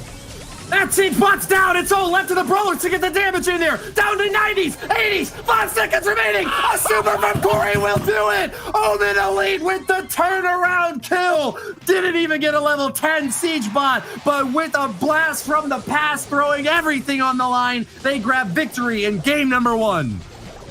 Oh! I think this might go all the way if Omen Elite can keep up that kind of level of fight, because I'm not being funny, that looked like it was all over and done at a very early stage. They were able to recollect, come back strong, and come back to win that under, I think everyone's, I didn't see it coming, Woody. Disco lives for Corey as Carl swinging through every single brawler and sashaying his way on down to the Ike, just wiping the floor with that pickaxe and ripping that Ike apart. Great job to Corey especially. I think Omen Elite really have got their skills back on track now for victory against an IX Gaming squad that still is just one set away from picking up this match win. I mean, I've got to say, like, if Omen Elite can start to regain themselves after that, they must have had a boost after that last victory. If they can win this set to tie things up, then I've got to put my money on their side of the table to take this one home here against all odds. There's another tie. Let's see now what happens, because if IX can control the mid, we might be seeing deja vu all over again, Woody. Ball's busted down on the bottom left side, and that's no good news for Omen Elite, whose Carl needs to be able to play that cornering game to keep pace against Daddy Second, moving so fast as Max, one of his favorite brawlers, and able to grab those bolts and dash away to safety. Second, he didn't bank the bolt. The Crying Man is going to go there to pick it up, but that might be costly as IX are trying to bank these bolts. There's 5 in the pocket for Omen Elite. If they can get this one here from Zulan, it's going to be, the shutdown there as well. It's going to be probably 5 left for Omen as the IX push seems inevitable at this stage. Geometric destruction by IX Gaming with the Angular Elite squad popping down King Zulan. Crying Man and Jar have done it, getting their siege bot powered up to 13. It might be a lucky hit for them, but it's unlucky for Omen Elite as a big strike is coming straight for their Ike once again. It's going to be, I think, a pretty good defense from Omen Elite. My goodness me, the pressure now from IX as they have to defend their position here in the mid. I think 1 bolt will probably tie it for Omen. 2 bolts should give them the push. They've really got to start capitalizing and gaining some of these kills, because at the moment, IX are all staying alive. 17 seconds. They've got to start confirming these, Woody.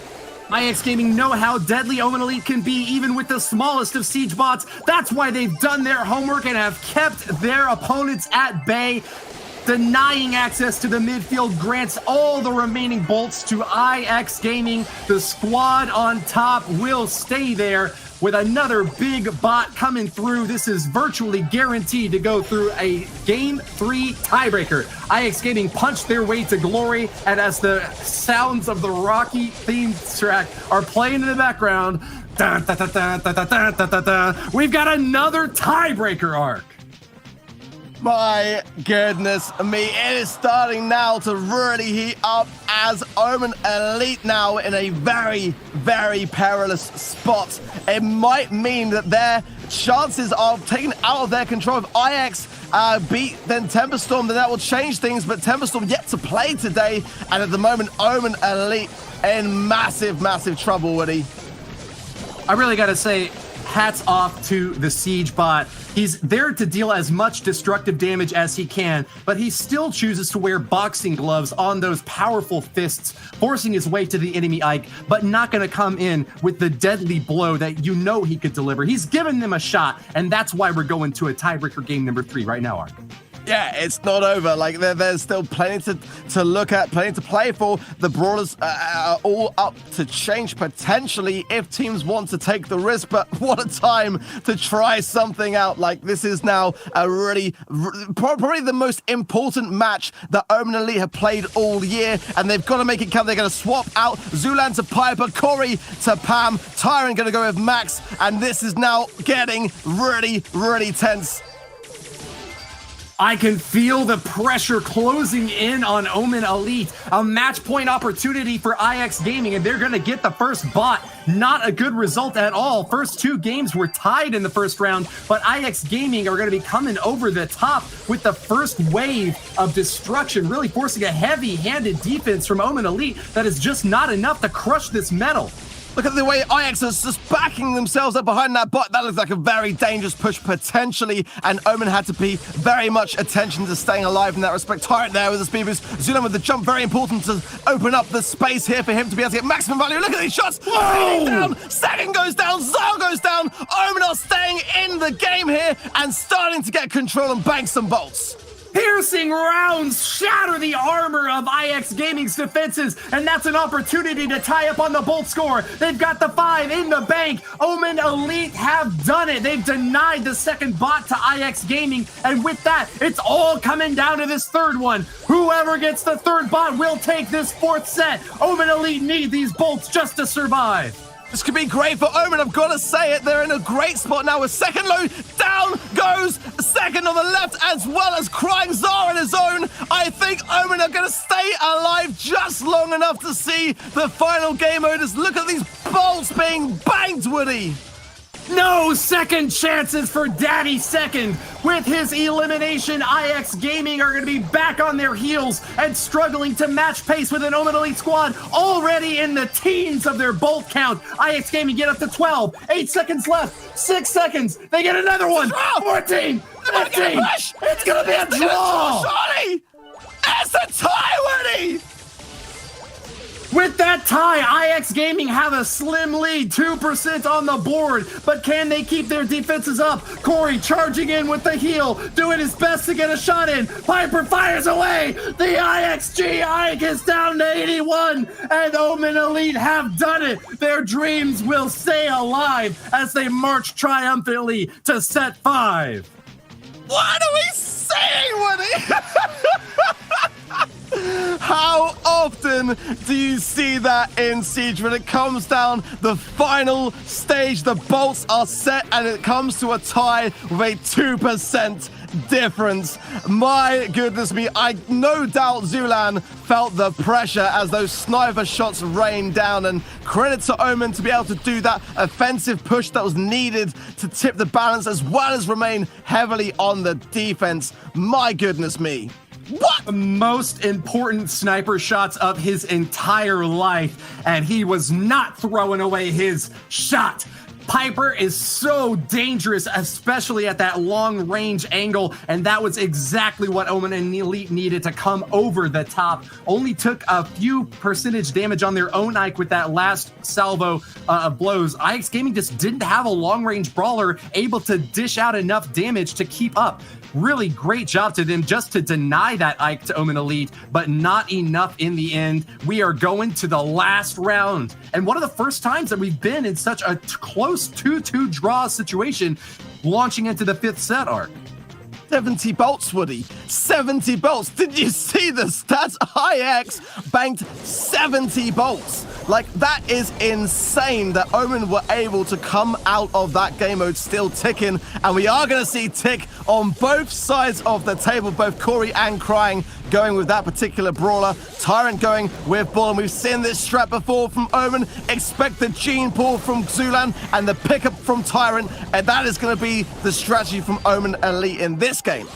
Pirate Star shining bright, that big shield to block incoming hits when he gets low, but can he justify a brawler pick that just can't get very much damage in there unless he gets up close. Hiding through the bushes. This is his time to strike. Tick is out of position, and Crying Man goes down to a double team from Corey and Tyrant Star. This bounty duo is working out so well for Omen Elite, ahead 3 stars, 7-4 in this race with a minute remaining. I gotta say, I've got to hand this to Omen Elite in my mind because I've seen this strategy before and it can work very, very well. An early lead here is exactly what they want. Azulan now being completely obscured by the bushes, looking to find his first victim. And if he connects and Tyrant supports, then that is going to extend the lead in favor of Omen Elite here. And IX, for me, look like they're faltering. They are so far back in their own spawn. They are not feeling the desperation of what they need to do now. They've got to close the gap. There's 30 seconds left to do it. It's the running of a bull, and IX Gaming is not feeling brave enough to make the charge in there with Tyrant Star shining so bright, but a huge strike from Crying Man will even the odds and help them pull ahead. What an amazing super to knock down the perfect target. Grabbing 4 more stars puts IX Gaming in the lead. A desperate ploy from Omen Elite to make the comeback happen, but not this time. Defenses from IX Gaming hold, and they'll take game number 1. Oh my goodness me, the drop of the ball there, the tick head came in, equalizing, giving IX Gaming the lead, and then the tripwire stun just cancelled out Zulan entirely, having any chance to make a pull. Match point now for IX Gaming, and Omen Elite now surely are feeling that pressure. Bathe your eyes in the beauty of this replay as you watch a massive tick super explode right in Corey's face. That clutch play gave IX Gaming the star advantage they need to play defense for the remainder of the match and force the hands of an Omen Elite squad that seemed to be far and ahead but unable to hold on. That's the strength of Bull in the early game. When all the bushes are still up, when you don't know where he's at, you can't plan effectively for when he's coming at you. But in the mid to late game, as the bushes start getting torn down by bombs and mines exploding all over the place, as they start to realize that they need to save their supers for that big target, the momentum shifted back toward IX Gaming just enough for the win. Yeah, and now the question is, do Omen Elite stay with that Gene Bull idea? It is a good one, but there wasn't much value for me coming from Zulan. There wasn't enough pulls. They are going to go with it again, and that's what I want to see this time around. Zulan needs to get his super quickly. Zar going in with BB here with that Screamer's time with a quick takedown, and Crying Man going with the Jackie here. Interesting choices. Let's see what Zulan does. He misses the first ball. Could be bad for Corey here. Crying picks up the kill. Jar brought a baseball to a shotgun fight, and Tyrant Star just opened up right in his face, grabbing the first kill for Omen Elite with that middle star claimed as well. That's going to be a slim lead for our blue team on the bottom, but they are not playing as aggressive as they did last game with a Jackie and a BB up on top for IX Gaming. They're just biding their time, waiting for an opening to strike super hard and fast. You know they can deal a ton of damage close range, and with the heals provided by Second Best, they can stay up for a long time, Ark. Yeah, Omen are going to be cautious here because they are being obviously very conservative here in their approach. They have to be, because if Cryman or Zara lurking in the forefront of those bushes, they can be taken by surprise. But Zulan does need his super right now, and they've got to start working out where IX are lurking because time is ticking, and this is a big timer now for Omen Elite's potential to stay within this competition. IX Gaming have basically committed to the all-in in the last few seconds. That is going to be a deadly blow against Omen Elite, but only if they can find that clutch opening. Corey will continue to apply pressure, but in a very aggressive manner. Can't get hit a single time by a baseball bat or he is going down. He's got to be very careful of Jar sneaking around in the bushes. Second's going to be sneaking around over on the right side. And here we go. We're collapsing into the final moments, Ark. Zulan's got Paul. Watch out for that. He pulls it. Oh! Down goes that. Tyrant is going to get some shots on second, but Cryman now in a dangerous position. Corey knows it, dashes out of the way. Tyrant going in for maximum value on Second Best here. He's staying BB alive. is evaporated and Tyrant Star dashes out of the race. IX Gaming are left with egg on their face. Omen Elite score in the second round, and we are going to a brawl down with the tiebreaker. As if we needed even more tense drama to see this battle out between IX and Omen Elite. What? I can't even imagine the pressure that must have been on the minds of the players. I think we saw it there with Tyrant just yeeting out of the map away from harm there. But my goodness me, the Gene Bull comp did serve them well. A risky one to play, but it pulled them out of the woods right when they needed it most. Corey had 120 hit points at the end of that last round. That is how much separated IX Gaming from victory in this match and a potential turnaround for Omen Elite, now smashing back with a 1-2 deficit at the beginning of set number 4. They are now both on match point arc. It all comes down to this! Well, I mean, at the moment, Zulan is low, Tyrant is low. I feel like at the moment... Oh, my goodness me, that could be disastrous for IX as Omen Elite take the lead. Tyrant hanging on. This one is going to... Taken down this time, and that is a lesson learned from Omen. What a shot here. Zargo's in super aggressive with that bush setup. Can't deny access for long, but he will fire away over this wall. Tearing another new one for Corey on the bottom with more pressure from Crime Man. That might be a kill. Corey's in a lot of trouble, but manages to slide out to safety. I think Omen need a pull from Zulan quickly, or at least the super. If he can gain his super, then it will put a lot of pressure on IX's ability to push it. This one, Corey goes down! Corey goes down on that side. He's going to respawn, and Omen Elite are in the lead, but only one star now separate them. IX Gaming still have got to put pressure on this bottom side.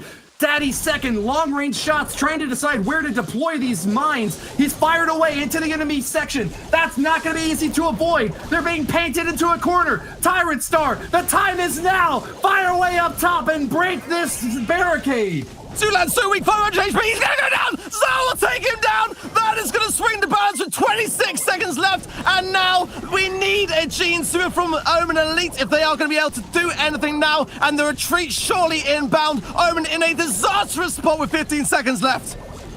What a show! Tyrant Star's got to charge in here and now! The last chance for Omen Elite to make the comeback happen! He's charged up, fires away! 90 seconds goes down! Tyrant Star dashes out, and that's it! The Tyrant! King of the battlefield! Gladiatorial combat with a win by just 1 star! Shining bright and standing tall, Omen Elite will move on. Their world's finals hopes secured by the slimmest of margins. I am literally speechless. 1 kill more from IX Gaming, 2 stars more on the stats, but I'm calling now. Game of the month happened right there with the Omen. Against all possible odds at every possible given turn, come out on top, and Falcone, man, you're gonna have to help me out with some words, bro. I don't really have any words myself, Ark. I mean, we've seen some dominating matches in the previous region today, but that was... I don't even know where to start. We'll start with our MVP. Our MVP in that match is going to go to Tyrant Star. And after that ending, of course, it's going to go to Tyrant Star.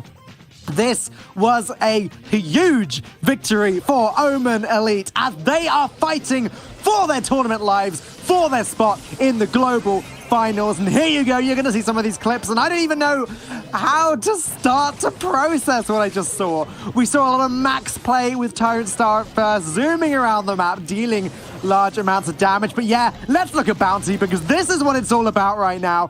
Tyrant Star as the bull eventually charged in when it really counted, got that elimination, charged away, got the super energy to charge away again, awarding Omen Elite the win. And there are so many ups and downs for both teams in that match. If you missed any of that, do yourself a favor, go back, rewatch it. But first, let's check out the rest of the day as Omen Elite do take their first win, but now all of our attention goes to Tempo Storm, as it is them that Omen Elite are competing with in order to get that place in the global finals. The next match coming up is going to be Omen Elite against Tempo Storm. The match of the day, if you will. Oh, I don't know if I'm ready for this. I really do not know if I'm ready for this. Let's check out the players one more time. It's Omen Elite, Corey, Super Sai, Tyrant Star, Zulan.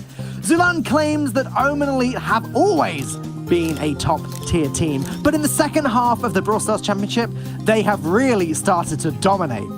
These are some big words. Super Sai says that Omen's Elite mechanical gameplay is improved most dramatically, but most importantly, Corey claims that the team have become great friends. And you know what? At the end of the day, that's what it's all about.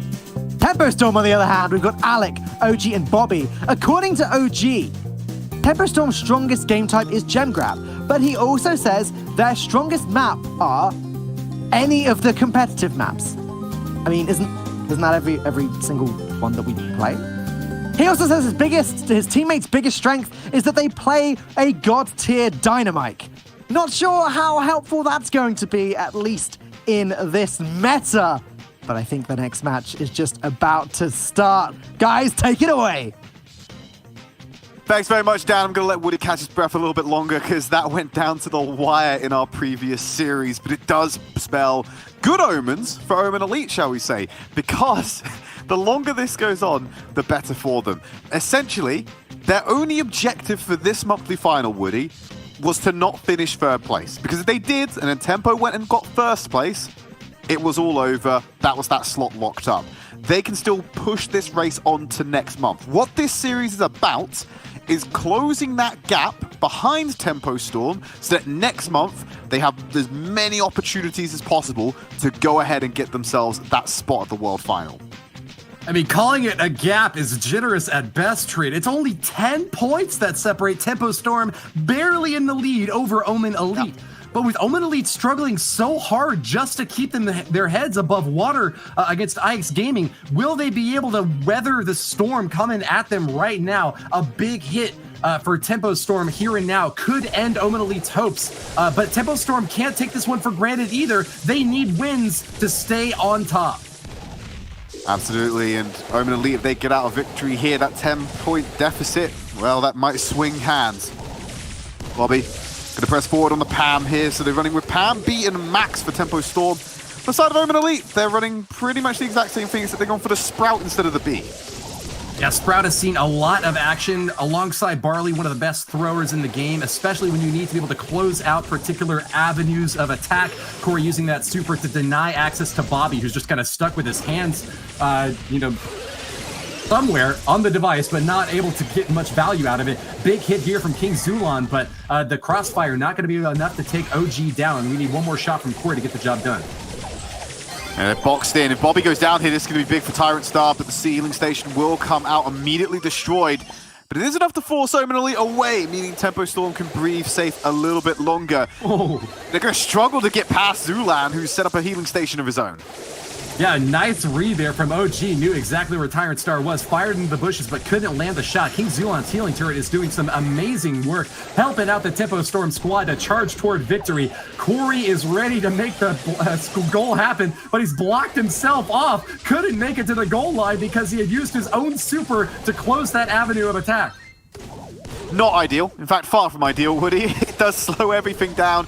I mean, Tempo Storm can regroup. They're not unable to capitalize on the man advantage they created for themselves. And make no mistake, Omen Elite are consistently out-fragging Tempo Storm right now and are creating so many opportunities to score. They just haven't been able to convert it yet. Ooh, big hit for Tempo Storm as they knock Corey down. Great sniper shot out there from OG as he's going to get his supercharged B hits even more deadly in overtime. Without any boxes to block those shots, expect OG's star to rise high in the sky.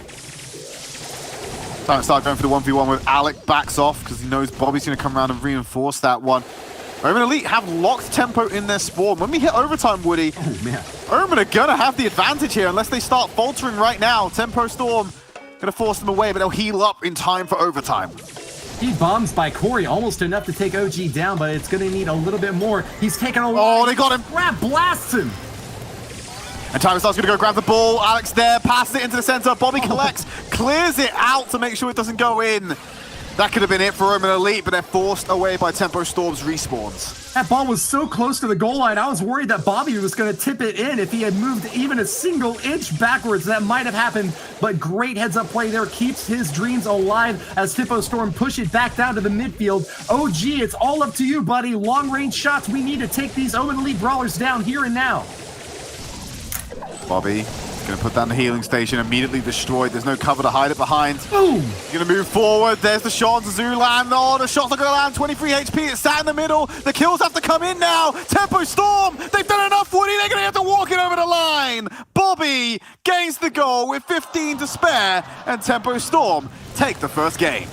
A tornado warning as Omen Elite retreat into their bunker and Tempo Storm walk it past the line. Playing defense for much of that first round, they nonetheless struck back hard. You cannot over-prepare for a squad like Tempo Storm. They really came in over the top, and with that first game win have set the storyline for this matchup now. Will Omen Elite be able to make this comeback happen, or has that first hit really knocked them down hard? It's just the first round of many, Woody, and it can knock a few mentals if it happens, but I think Tempo Storm and both Omen Elite have been in the situation similar for a lot of matches in these monthly finals. I can imagine they've got the stamina to go forth the distance with this one. Interesting that we're going to see some adaptations come in from Omen Elite. They're going to bring the Nani to the field, which is not something we see a lot on Brawl Ball this past monthly final. Let's see what Tyrant starts bringing, but Bobby has a good answer to that one. Going onto the Mortis, going to close that gap fast and should be able to punish Tyrant Star quite handedly.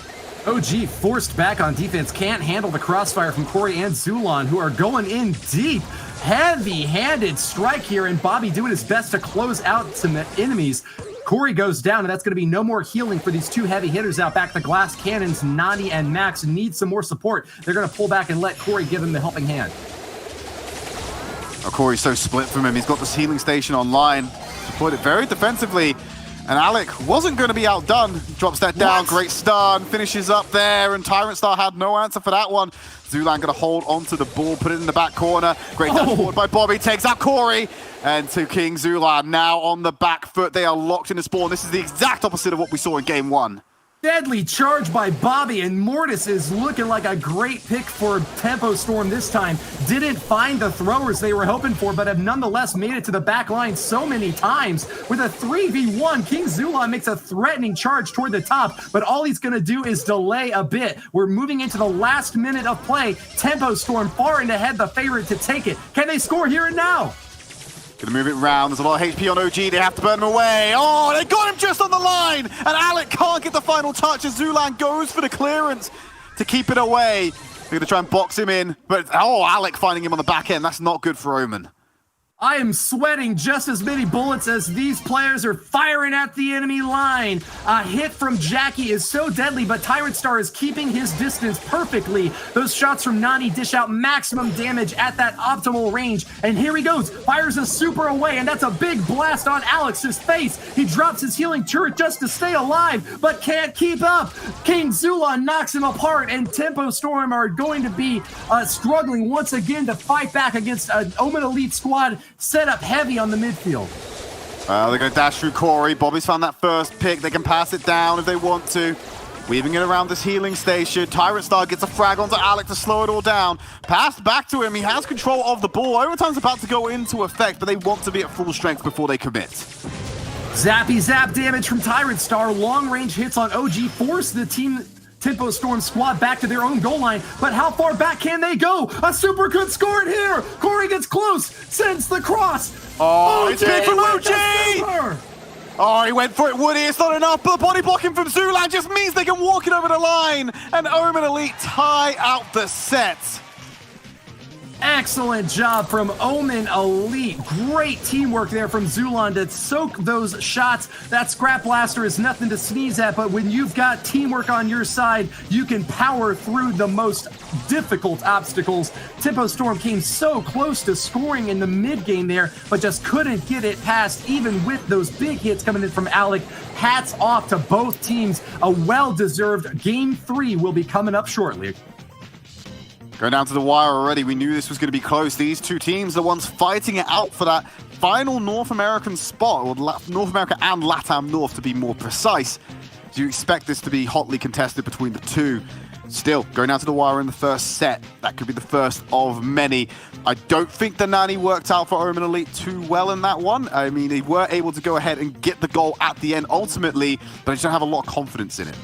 It's just a really fast-paced squad from Tempo Storm, especially running someone like Mortis, who can sneak back behind the lines of fire in a very quick way, threatening Nani and really making it difficult for him to get properly set up. But bringing Nani back again nonetheless. There's no Mortis this time from Tempo Storm. The throwers are out of commission as we're going all about fire straight to the face with all 6 brawlers here. They'll dash behind cover for now. Alex sitting on the speed boost for Bobby. Oh, he intercepts it. The gadget negates that damage as well. Beautifully timed just to eliminate the super from Tyrant Star. Pass the ball back into Omen's court. The healing station now set up for Bobby and Alec. Corey's going to answer back with exactly the same. Stalemate in the middle. Tyrant Star gets that pick. Countered back. Zulan's on the offensive. He's sprinting for the goal. He's got behind him. He found the needle. And Omen take an early goal. Like a needle in a haystack, he finds that one key spot to get through and drill the ball in. Omen Elite in the leading position now, having dropped that first round. But Tempo Storm are not going to take any time wasted. OG grabs the ball, slips it past the goal line. It's tied up now, Trid. Okay, all right. Tempo Storm clapping back. Next goal decides it all. And we're looking to see the Maxes get their supers online. Those seem to be the instigators of both the good attempts at the goal so far. Tyrant Star at range, needs to be cautious of OG. A couple of shots from them will end that fight and end the life of Nani. Gonna push the healing station aggressively. Wrap back around from Alex. Zulan goes to meet him to catch him off. The ball's in the back end. Nani with the peep is gonna clear him out. Alec has to tank it with the gadget. That's enough to shut it down.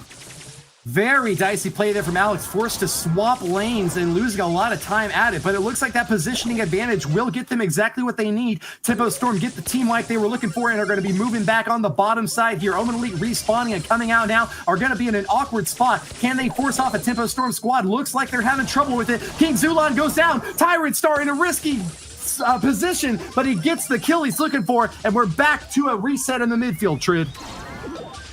Go ahead and get some tags. Stop the healing regen for Corey to go and finish him off. Ball in the middle for Tyrant Star. They're placing it forward. This might be an overtime goal they're going for. They need to build supers online if they want to have an attempt at it, but they're losing bodies in the field. This is going to be a good counter from Tempo Storm. Alex having an opportunity to heal. He'll have to tank it up from Tyrant's damage. They're going to make a shot on goal. Super online for him. The pressure's there. He's going to send the peep forward. Teleports with the gadget. Oh, Alec, he clears it all out and buys time for the respawns to come in. Alec, the goalie of the century. What a great read there. Saw the gadget used by Nani and took him out just when he needed to.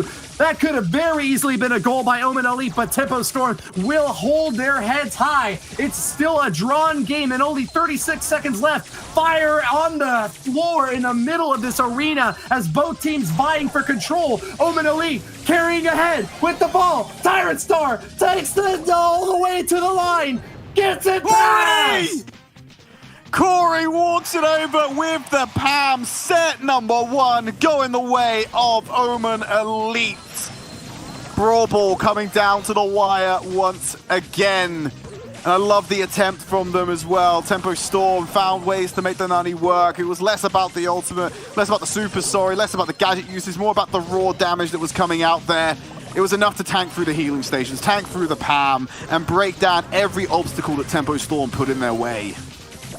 So many tight finishes time and again when it seemed like all hope was lost. Finding a way to get the ball past the line. Look at Corey there on that last goal. Less than 1,000 hit points remaining on that final brawler. But charging through with every ounce of strength they had, that's what it took to get the win against a Tempo Storm squad that went toe-to-toe with them. And dropping in set number 1, they won't be looking to do that again. They're ahead right now in the leaderboards, but their position is looking fragile as Omen Elite, victorious in match number 1, have taken the first set off their heads. Moving over to Stone Fort. Gem Grab is our next stop. And we'll see them come out on the bow, the sprout, and the Pam for Omen Elite. Similar story, except they're bringing the Sandy. I think that's the first time we've seen that today. Bobby rolling out with that one. Yeah, playing very aggressively too. Charges right up into Zulan's face and knocks him down. He'll be out for the count and taking 40 winks as he respawns and moves back in. But Alec, the gem carrier here for Tempo Storm, takes a beating of his own. Nice job to Tyrant Star and Corey finding him out of position. Even a super from Bobby isn't going to be able to help the rest of his squad mates out as he takes a big hit and is going to have to pull back on defense. Uses his gadget though and heals back up. He'll stay in the action a bit longer, Trid.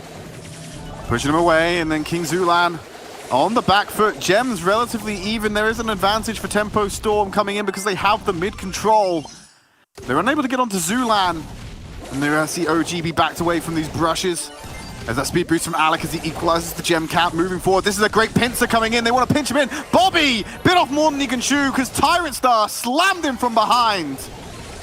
Grab and hold with a vice grip. Tempo Storm playing extremely aggressively here and getting rewarded for it. A 6-4 gem line in their advantage as they fire away, seemingly unconcerned with the objective. They're just going to get those kills and let the gems rack up as they may. Now with double the number of gems, Tempo Storm finally pushed back a little bit out of that midsection as they're waiting for their third brawler to respawn. Here comes Bobby. Around the side, he's got the speed boost. He's trying to pop the super, grabs all the gems from Zulan. What is your gem carrier doing that far up? So vulnerable when you've got a max in play. They're able to answer back and scoop back some of these gems, I believe. But you shouldn't be putting Zulan in that spot ever again. Very risky play, but Omen Elite have held on with their defense there. Corey using that super exactly when he needed it most. Seals off the entrance there from Tyrant Star, and OG going down. It's going to give some additional support on that left side. Blue team now have the countdown behind for most of this game, but holding court in the middle. Tempo Storm have been unable to catch back up, and it looks like they won't be able to. Nearing a team wipe, Omen Elite approaching the glorious victory they've sought for so long. Well, there you go. They're going to take that first game in the set, and they force away to set point. They're climbing up, Woody. Like you said, they were behind for most of that round. Got very dicey when they lost Zulan in the middle of the map as well, but they were able to reclaim the gems. They're using Sprout's wall to force Summer Tempo actually to walk over the bow mines that were being put out by Zulan and helping them to get that extra damage and crowd control, which is helping mopping up a bunch of these kills in the mid. It's really powerful for Corey to be able to shut down the routes of ingress to the actual site and the spawner on this map. There's 4 entry points. You can just remove one of them with one of the walls and force a split in the same way you would do a siege bot. It's a very tall ladder to climb, but the prize that sits atop is so worth it. World's qualification may very well be determined by this match right here. Tempo Storm on their heels, knocked back by an Omen Elite squad that is so pliable, so flexible, and able to bend back and snap right in their faces when they need the damage the most. Tempo Storm gonna be a little bit flat-footed here as Bo is caught out of position against Tyrant Star. Might be squeezed, but no, it looks like Alec is gonna retreat and get to safety once again. Tempo holding on to all the gems in the game right now, all 5 of them, as they keep this midfield control strong, Trid. Yeah, dominant clap back from Tempo Storm. They've got control of the gem spawn as well with those mines in place. Bobby under pressure from Zulan right now as Alec wants to move back into the mid. Corey will pick up the first gem. Photosynthesis helping to negate that brutal damage coming in from Alec as he sweeps up a kill, but he's running into Corey. Wants to find it, has to. Oh! Tyrant Star is here and dashes away from the mines as well. Brilliant use of the gadget there by Alec, keeping those 6 gems safe, even if just barely. A courier like that is worth a lot when there's so many gems on the line. Great minefield set up by OG is going to give Tempo Storm all the gems they need for the countdown, and that is it. He is so far back now, there is no way Omen Elite can find him hidden in the bushes up there, and that's going to be an equalizer for Tempo Storm. Well, it was unless Bobby decided he was going to run forward. I don't think they can get the kill now. They've run out of seconds. Hang on a minute. Dropping him down to 1, but great body blocking by Alec, and they're allowing that extra pressure to come in to make sure they didn't have the time to get that kill. That's going to be Tempo Storm equalizing the set as we once again go to a game number 3. There's a second wave coming through with this Storm. The tied set number 2 is another opportunity for the comeback to cap it in right now. Bobby from Tempo Storm making an unconventional pick with this Sandy selection, but able to hold on to those gems really well, and a gadget that can top him back off to full when he takes another hit, especially if he's hiding in his own super. It's a really tricky play from Tempo Storm, a bit of a risky one, and if I may say so, but I think a really well-executed game number 2. We'll see if they bring the same strat in match number 3. It's starting up now, Trid. Gonna bring the same shot again, sticking with the Sandy, Woody. So, see more of that coming onto the field, and there's no adaptations from Omen Elite. They're happy with the comps as well. It's just a matter of execution for them. You know, some people don't like sand. It's rough and coarse and irritating, gets everywhere, but doesn't seem to bother this Tempo Storm squad. Bobby up top will be healing up nice and safe behind that line of walls, but can't keep pace against both Corey and Zulan firing away at him. Alec charging in bravely, but in the 2v1, can he hold his own? No, absolutely not. He's a max. He used all of his ammo, dashed forward as well into a vulnerable spot. I think the attempt there was to get behind him, allow his health to regen and draw some attention. If you finish him off, that's never going to work. Tempo Storm yet to claim a single gem, and with Corey super set up to deny access to the mid, that's going to be 7, lucky 7 for Omen Elite. Just need 3 more, and one of them's already spawned. Time now for Tempo Storm to put it all on the line. They charge into the core, but the eye of the hurricane is no safe place to be. They're forced back out again, and Bobby, fighting for his life, is going to be the last bit of distraction for the Storm. Oh no, Tyrant Star. You fell victim to the classic of blunders, as OG was able to finish him up with the trip mines. They still retain their gem lead for now, something that Tempo Storm is slowly creeping up behind.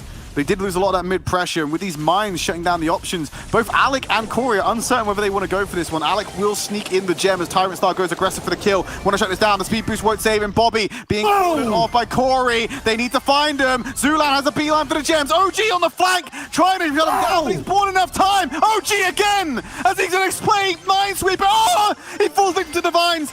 King Zulan is there, but the countdown begins for Tempo Storm. Bobby and Alec in full retreat. They have time to contest, Woody.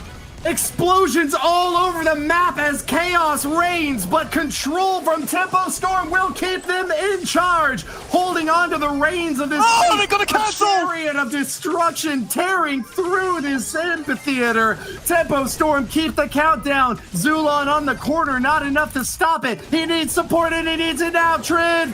They're going to put the Sandy super down. Bobby with the clearance. They're not going to be able to touch Alec, and there he done it. It wasn't the first countdown, Woody, it was the second. Tempo Storm going to take that game and force us out to an equal scoreline over the match. What a comeback! Omen Elite seemed unstoppable, but Tempo Storm have raged through, and with an expert play there, OG kept his team's chances alive. Look at all those mines in the center and all the gems left to grab. Alec dashing out to victory, barely staying alive, but barely is good enough. All 10 gems in his hands throughout the entirety of that last countdown, giving the win to Tempo Storm. Fewer kills, less damage, but he's got it where it matters most, holding on to those sweet, precious blue or purple babies this gen. Oh, yeah, look at that. 56 to 45 when you look at the gem difference. Tempo Storm walking away with a gem grab. And they're going to equalize the series. Like you said, impressive plays by OG at the end there to win out these duels and then also to deploy those mines. Moving over to Siege next. Olive Branch is our map of choice for this series. Grasp your precious and keep it safe, Trid. Don't let them touch the preciouses. Just so weird, man. Safe. All right, now we're competing for bolts. It's no longer about gems. Throw that out. New meta, build up a big bot, and you get the win. Speaking of new meta, what's a Spike doing on? No, what's a Tick doing on this map? We haven't seen Tick on Siege for a while. I don't know. He's long range though, and there's a lot of obstacles to hide behind here. OG is not going to be very competitive for bolts at all, and he's going to need a lot of kills to justify this off-meta pick for Tick. Well, Siegebot's going to press forward. It's only a level 2, so we expect it to get burnt away quite fast. Sprout's not in a position to add a wall, which could be absolutely crippling with the terrain that we see on this map. And so the bot will get the connection, and some damage comes in from OG as well. 34% on the first pass, but Omen Elite have 4 bolts for the next siege. Oh my god, I don't know how Tempo Storm managed to get that bot on their side. With 4 bolts for Omen Elite, this second one's going to be a doozy, Trid. King Zulan and Alec 26, the Pam race for for control of the middle. Looks like it's going in Omen Elite's favor as Zulan will pick up another bolt. Alec charging into his own destruction. What a play by King Zulan, keeping that healing turret up for all of his friends. That bolt level up to 8 now, and Omen Elite's about to punch back. All right, level 8 siege bot coming in on this one, pushing forward. The healing station's there, going to be moving around. Bobby doesn't have super online once again, so no delay tactics from the Sprout. And the bot is making the connection, doing all of the work to shut this one down, dropping it below 50% HP. And the last siege, the bolt camp is relatively close, Woody, so this could go either way. Yeah, and Omen Elite definitely want to hold on to this bot at all chances. Tempo Storm need to grab it if they want to get the win here. It's behind by so many hit points on their Ike. There's no way that they can get the pickup unless they grab these bolts here and now. Bobby doing his best to give his team a shot, but Tyrant Star and King Zulan holding on to control of the mid. Seems like they won't give a single inch here. A level 9 siege bot coming in from Omen Elite is all that they needed. Tempo Storm don't have a chance or a prayer. All right, we're going to press forward again, and this is not going to be the play for Tempo Storm. Once the bot makes the connection, it's all over. Omen Elite take game number 1. Star player for Tyrant Star, the Barley, drinking all the maple syrup he can find and dishing it out with so much skill here. I think Tyrant Star definitely the MVP of this round, keeping OG out of commission on the back line. Tick can deal a lot of damage, but there's a reason why we don't see him picked very often in these setups, even with so many obstacles to hide behind. A thrower like Barley, or God forbid if someone had brought Mortis, that would have been absolutely destructive. Big lead now for Omen Elite on that first game. A risky pick from Tempo Storm, not rewarded. Let's see if they can mix it up then. What are they going to bring to the table? They've brought the Mortis this time, so Tyrant Star comes out on it. Are we going to see a vulnerable thrower in the mix? Well, the only real target for him right now is the Sprout. If he can close that gap and get on top of the Sprout, not going to have a good time. Yeah, really not good. A good time that time for Tyrant Star. Made his way toward the middle, trying to grab that bolt, but was completely shut down by Bobby and OG. Tempo Storm might see some death in Tyrant Star's eyes, but they are going to be the Grim Reapers of the first round. Siegebot coming in level 3 up top. Clomping along the middle of the field. Corey's going to move around into position. He's got the super online, too late to deploy it to get the stagger. We'll hold on to that for now to help with the mid control. The bot is getting a lot of value right now, dropping it to 72%. First strike for Tempo Storm. Yeah, and a significant one at that, Trid. 28% is nothing to sneeze at. It can definitely be the difference between victory and defeat, especially in the late game. Only having to invest 2 bolts to get that big of a hit and grabbing midfield advantage. Tempo Storm looking very strong in game number 2. They've got their heads back on straight, and with a reliable comp well positioned in the meta, they have really shut down Tyrant Star, Corey, and King Zulan at the bottom. Omen Elite gonna have to force another defense now against a big siege bot coming in. Tyrant Star is having such a rough game, Woody. He's been forced out so many fights by the Sprout walls, and then when he tries to move in, he takes too much damage before he finds value again, going down without getting a kill, just because there's so much damage on the side of Tempo Storm that when he tries to move in, it's already too late. 25% being taken down. One more siege should do it. This last siege from Omen Elite has to be the fattest siege we have ever seen. Otherwise, they're going to end up losing this round. Yeah, Tempo Storm playing very aggressively, though, kind of uncharacteristically aggressive, actually, if you ask me, on that last siege bot. Seemed like they thought that they could just tear through that Ike altogether with the opportunity to come back now. Omen Elite are almost guaranteed to get this last siege bot. Will Tempo Storm try to finish off that 21% Ike, or will they play the safe game on defense? I think that no, they're going to play for defense, Woody. They have to. It's the only play. Bobby needs to try and find some damage. That super comes online. He has to shut down Tyrant Star's path of ingress. Not been able to do so, but the Ike did get some targeting on him. But Siegebot down to 22% already. This should go down. Tempo Storm, they've done enough, Woody. They've played the defense well. They will take control and tie out the set. Loaded up on Lepton. That siege bot was a bit too thin. Not the fat one you were looking for, Trid, to get the win for our friends over at Omen Elite. A tied up set number 3 as Tempo Storm put it back on the board and remain in contention. Even match overall. 1-1 set score and a 1-1 in this third round. Yeah, and The thing about the Mortis that we see at this level of play, Woody, is that the Mortis is always like the surprise factor typically comes out, and that's what gives you your value because it's not very strong independently when you know how to play around it. Tyrant Star wasn't able to find any value there, so even with the surprise factor, it didn't really play out for them, and that's why you can see them default back to providing this Max and Sprout combo to go into the mirror against Tempo Storm.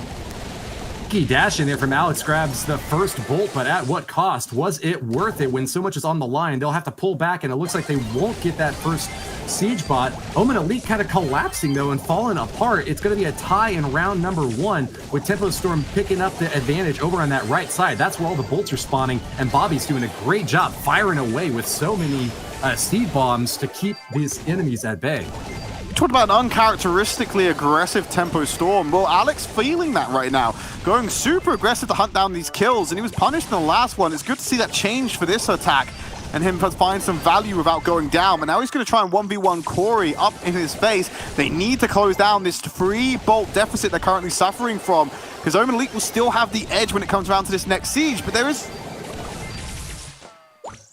Bobby has got more growth than the Svalbard Seed Vault, firing away those bombs into the middle. It's the artillery fire that we have been waiting for. Tempo Storm with a big bolt score, but not enough to keep pace against the Omen Elite squad, who will get the second bot. It's level 11 and menacing that top side, but Tempo Storm almost guaranteed to get the final siege if they could just hold on for this big assault down into the 50s, into the 40s, Trid. They've cleared the bot out, though, so that's a great start for them. There's a healing station. It's not with the rest of the team. So Omen can't stay here for the long haul, but they've done enough. 23% damage. This huge bolt lead needs to get a slightly larger, and Tempo Storm need to set up for this last siege. If they do not, they will end up losing this set. That's a massive lead, and this is going to be one of the biggest bots we've ever seen. 17 in the hands of Tempo Storm, up to 18 now. 25 seconds left. Give us 20. Ah, level 19. So close to being the big 20 siege bot, but it's still going to run down all the same. Clomp it away down into the middle of the point, gets into Ike range as they're going to start pressing against the healing station. It's still there, eliminates one of the members. They're in position, there's the connection. It's a race against time to hit 23%, but all members of Tempo Storm will be cleared out. The bot isn't strong enough, and Omen Elite will take the set. Not enough! Omen Elite hold on to their lives, and with victory over Tempo Storm in set number 3, they will be moving on victorious march. Congratulations to Corey, the MVP of that last round, holding on and knocking down the enemy brawlers as they advanced alongside that bot. You really want to have all 3 of your guys heads up and supporting the bot if you need to deal so much damage. How much did they need? 78% off that Ike. They did a valiant effort, but bringing it only down to 43% was not even close. Congratulations to Omen Elite. A slim stat line here to look at, Trid. Absolutely, and at the end there, a lot of that came down to Tyrant Star. Tyrant Star playing cleanup on the back line. He didn't go for the bot. He was like, no, I'm going to clear out the ads of the raid, if you will, and started clearing out members of Tempo Storm. You saw the Sprout Wall come down to slip away and divide the team potentially in that middle section. It just enabled Tyrant Star to go forward and find these picks and take a lot of the bite out of this push. Looking towards set number 4, it's Bounty, and we're going over the Heat Wave. Well, if you thought this ominous storm coming through was bad enough, we are going to be turning up the temperature. A heat wave map is next, where we've got a lot of bushes to hide around in. It's all about grabbing those kills, though, as Bounty is not going to be easy for either team. They're going to have to play very cautiously and defensively. Any kill you give up could be the end of it, Trip. Absolutely, as we're getting ready for that 4th set. And we've seen some interesting strategies on this map. A lot of Sprout being played, if I remember correctly, on Heatwave, so not really out of pocket for what we see from people like Corey. So it's not a bad selection to come in if you're Omen Elite. We'll see what they finally run out with when it comes around to the map type. So there we have it. Gene, Carl, and the Sprout for Omen Elite. When we look to Tempo Storm, they're taking a Sandy and Rosa, so a slightly tankier composition that it might be lacking in heals to support such a team. great job here by Tempo Storm, sticking to what they know works best. Sandy worked really well for them in Gem Grab. That's the only set win they've scored so far, and they're going to need to pull it back again in this third set if they want to keep their chances alive. Tyrant Star taking a big beating, and OG's done it, knocks him apart with help from Alec there. Dodges that Seed Blast from Corey and will stay alive for a 3-0 advantage. Massive super from Alec, knocks those brawlers down, but doesn't get a kill, Trid. Not able to convert it to a kill, unfortunately, Woody. And Alec was able to win out that trade, the duel, if you will, against Tyrant Star. Whoever throws the pickaxe first typically wins in those trades because they can bounce behind cover on the recall and get 2 strokes of damage from safety. Oof. And that's why Alec was ended up winning the duel. Tyrant Star answers back, though, with the help of Zulan. They now go to 1 star behind. Corey knows OG is lurking in the bushes over there, keeps firing away with those Seed Blasts, but OG is not going to give up an easy shot. Tyrant Star on defense eliminates Alec 26, and that is a big pickup for Omen Elite. They're going to hold the lead now, and just 40 seconds left for Tempo Storm to make this comeback happen. OG's looking deadly, though, menacing that left side, not going to give Omen Elite an easy lineup on the offense. Playing it further back. OG has to move in. Bobby sneaking with the Sandstorm, as has Alec. All of these beefy units looking to use it to close the gap. Alec's in position. OG moves forward. Tyrant Spar's been split, but he will cut through OG to reclaim his place with team. Tyrant Star again on the back line, and Alec is next on the chopping block. But here come reinforcements. OG's coming in. There's 10 seconds left, Woody. It's not over yet. These brawlers are really far down. OG gets eliminated, and that might be enough. 11 stars to 10. Omen Elite have lost it. Tempo Storm get the final kill thanks to Bobby, and they win it all. Playing the defensive game, it cost them so much in their HP pool, and when the respawns came in for Tempo, they were able to convert them into kills. OG getting in the faces of Omen Elite when they were low on ammo, low on HP, and when it came down to the wire, Tempo boxed them in a corner and absolutely crushed them. Tempo Storm reclaiming the lead right at the end to take game number 1. What an insane amount of pressure, like a hydraulic drill just demolishing the opposition. Look, that one shot on Alec could have made all the difference. Actually, I guess they would have still just had 13 stars, not enough to catch up, but still so close at the end, and Tempo Storm playing to perfection, grabbing that game, but behind in the set score. Can they do it again, Trid? See if they can as they move on to this map. Again, no adaptations from either of these team comps. They're happy with what they're rolling out with. Corey finding value by hitting 2 for 1 with his seeds as they're throwing them out again. Alec being taken out by Tyrant, answered back, but it's Tempo who take that early lead because of the star and the order of the kill. Holy crap. Bobby? And Bobby barely holding on to dear life. An advantage for Tempo Storm, but they barely retreat alive. And Bobby will now hold off to the side. Tyrant tossing him away with the pickaxes. OG wants to take the more direct route. They're starting to crush away these brushes. Corey using his super to deny the paths that these tankier members want to take. Alec moves forward, pulled in by Zulan. Usually a risk, but when you've already taken half of his HP, Zulan does not sweat under the pressure of that pull. Big yikes for Bobby. One more hit would eliminate him. He's going to have to pull back. And OG, usually a very aggressive brawler, is having to play defense now, back on the final line, trying to keep Tyrant Star off of them. Alec 26 takes another shot at Glory, firing away at King Zulan, but he's only hitting the wall, hasn't landed any of his shots yet. And Omen Elite will pull ahead with another kill, 6 to 4 stars. Can Alec get a knockback here? Oh, Zulan, what are you doing? Oh, he cancels it out. Great gadget to stop the super. That was incredibly risky to go point blank range against a Carl with super online. But now they will back up. This is the position Omen Elite want to be in. Hold the defensive, have Tempo run at them, burn them through on the entry, and then use the magic hand to take the kills when they want them, just like that onto OG. Bobby is next. One more to find Alec and guarantee your lead. Tyrant Star spins the win. 20 seconds remaining. The ripping and the tearing. Omen Elite gaze into the crystal ball and see their future, and it's a bright one indeed. A 13 4-star advantage is not enough for Tempo Storm to be able to overcome. Back on their heels, they've made a charge like this before. Hold up. But are not they find Zulan. rewarded. Oh, they were so close. They would have got Zulan, Woody. They could have answered back if long as they didn't also lose themselves another member like they did. Alec going down was disastrous right at the end. You're right, now Omen Elite tie out the set. There we are at match point on Bounty. And Omen Elite, they can secure first place in this monthly final with this victory and put them in an incredible spot for next month's final, where it will come down to the wire, and one of these two teams will be crowned the North American representative. Excellent work to Omen Elite, keeping their heads on straight, even with so much pressure coming in from a Tempo Storm that had just picked up game number 1.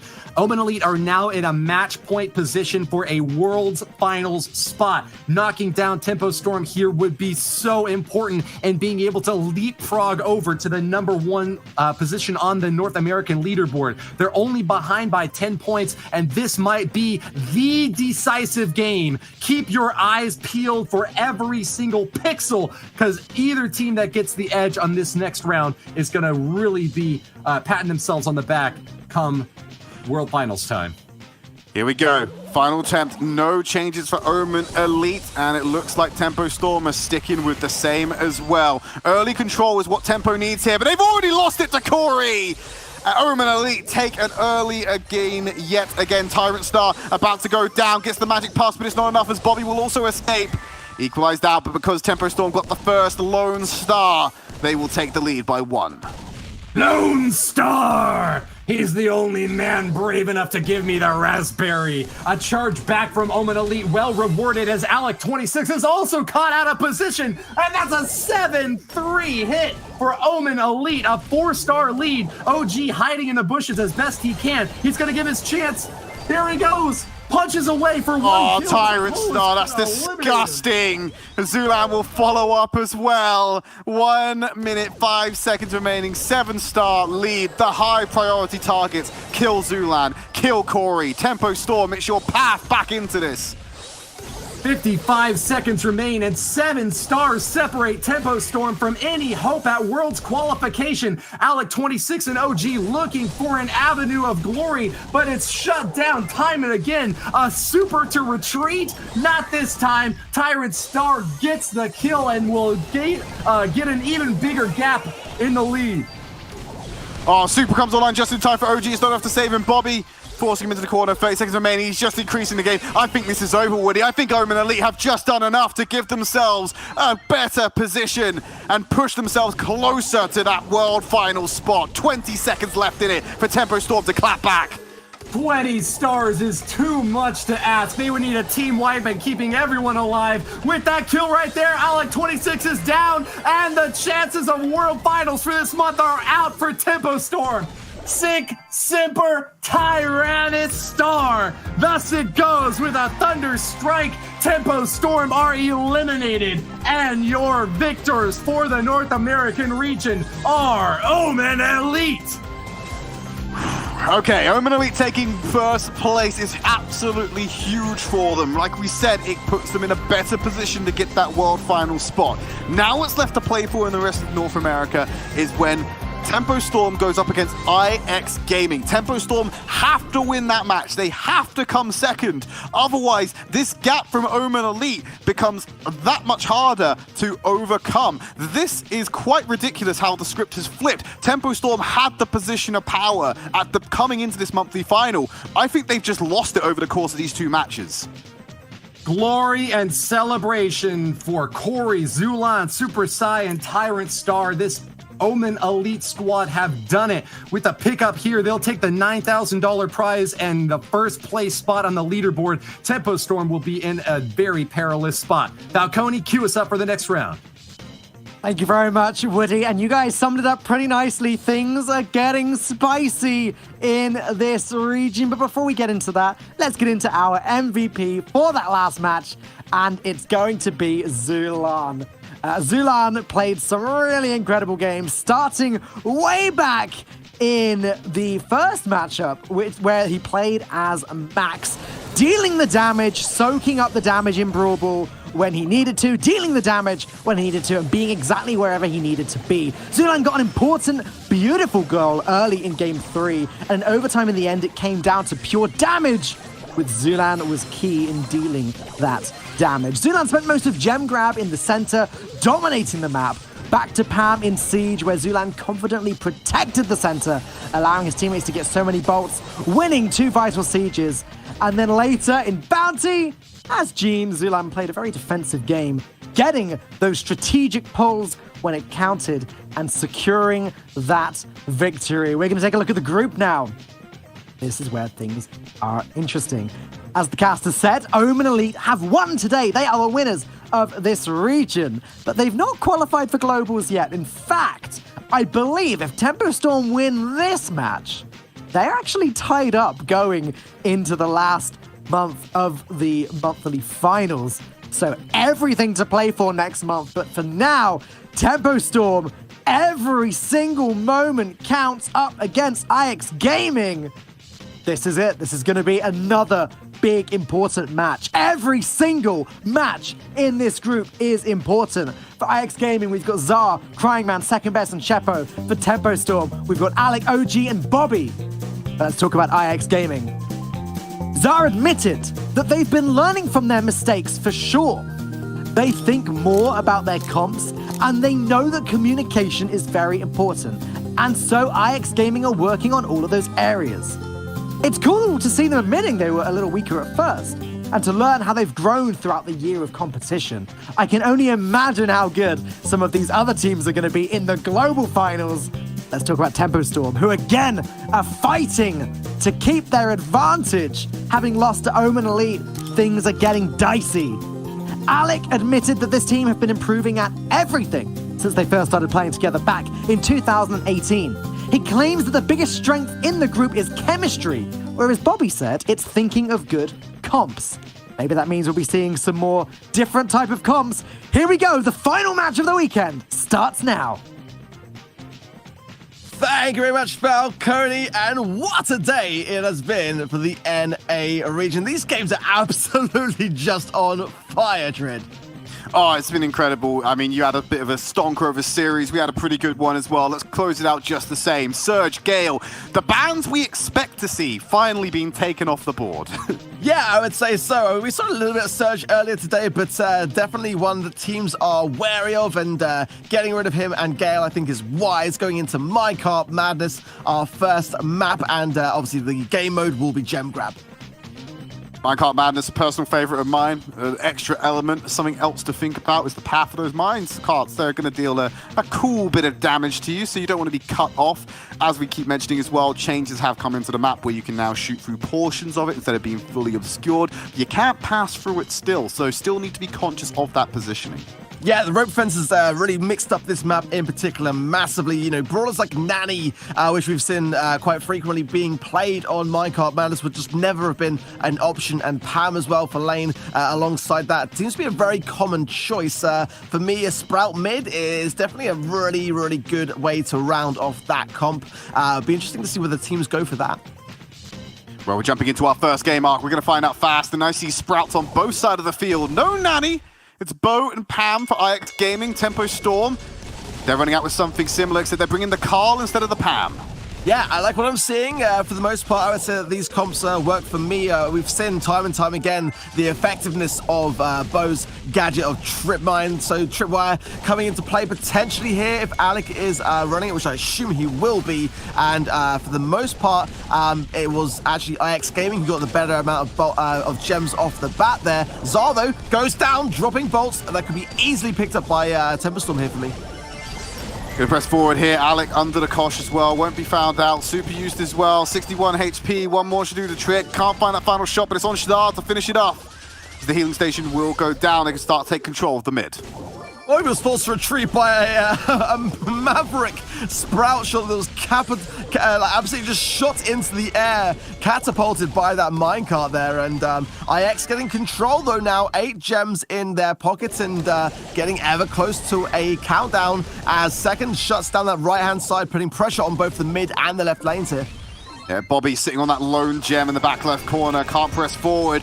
Too much of a deficit to come back from just Spawner alone. They have to go for the kills here, Arc. Tempo Storm need to go aggressive, but they're taking so much damage on the entry. Alec drops the mines down, but it's useless. They're not going to press forward into that territory. They've locked off Zar. OG goes in with the spin. They've locked off Second. Can't fight quite the damage, and Alec had to path around the super from Sprout. Couldn't get LOS in time, so unable to follow up. That's going to be IX Gaming taking the first game.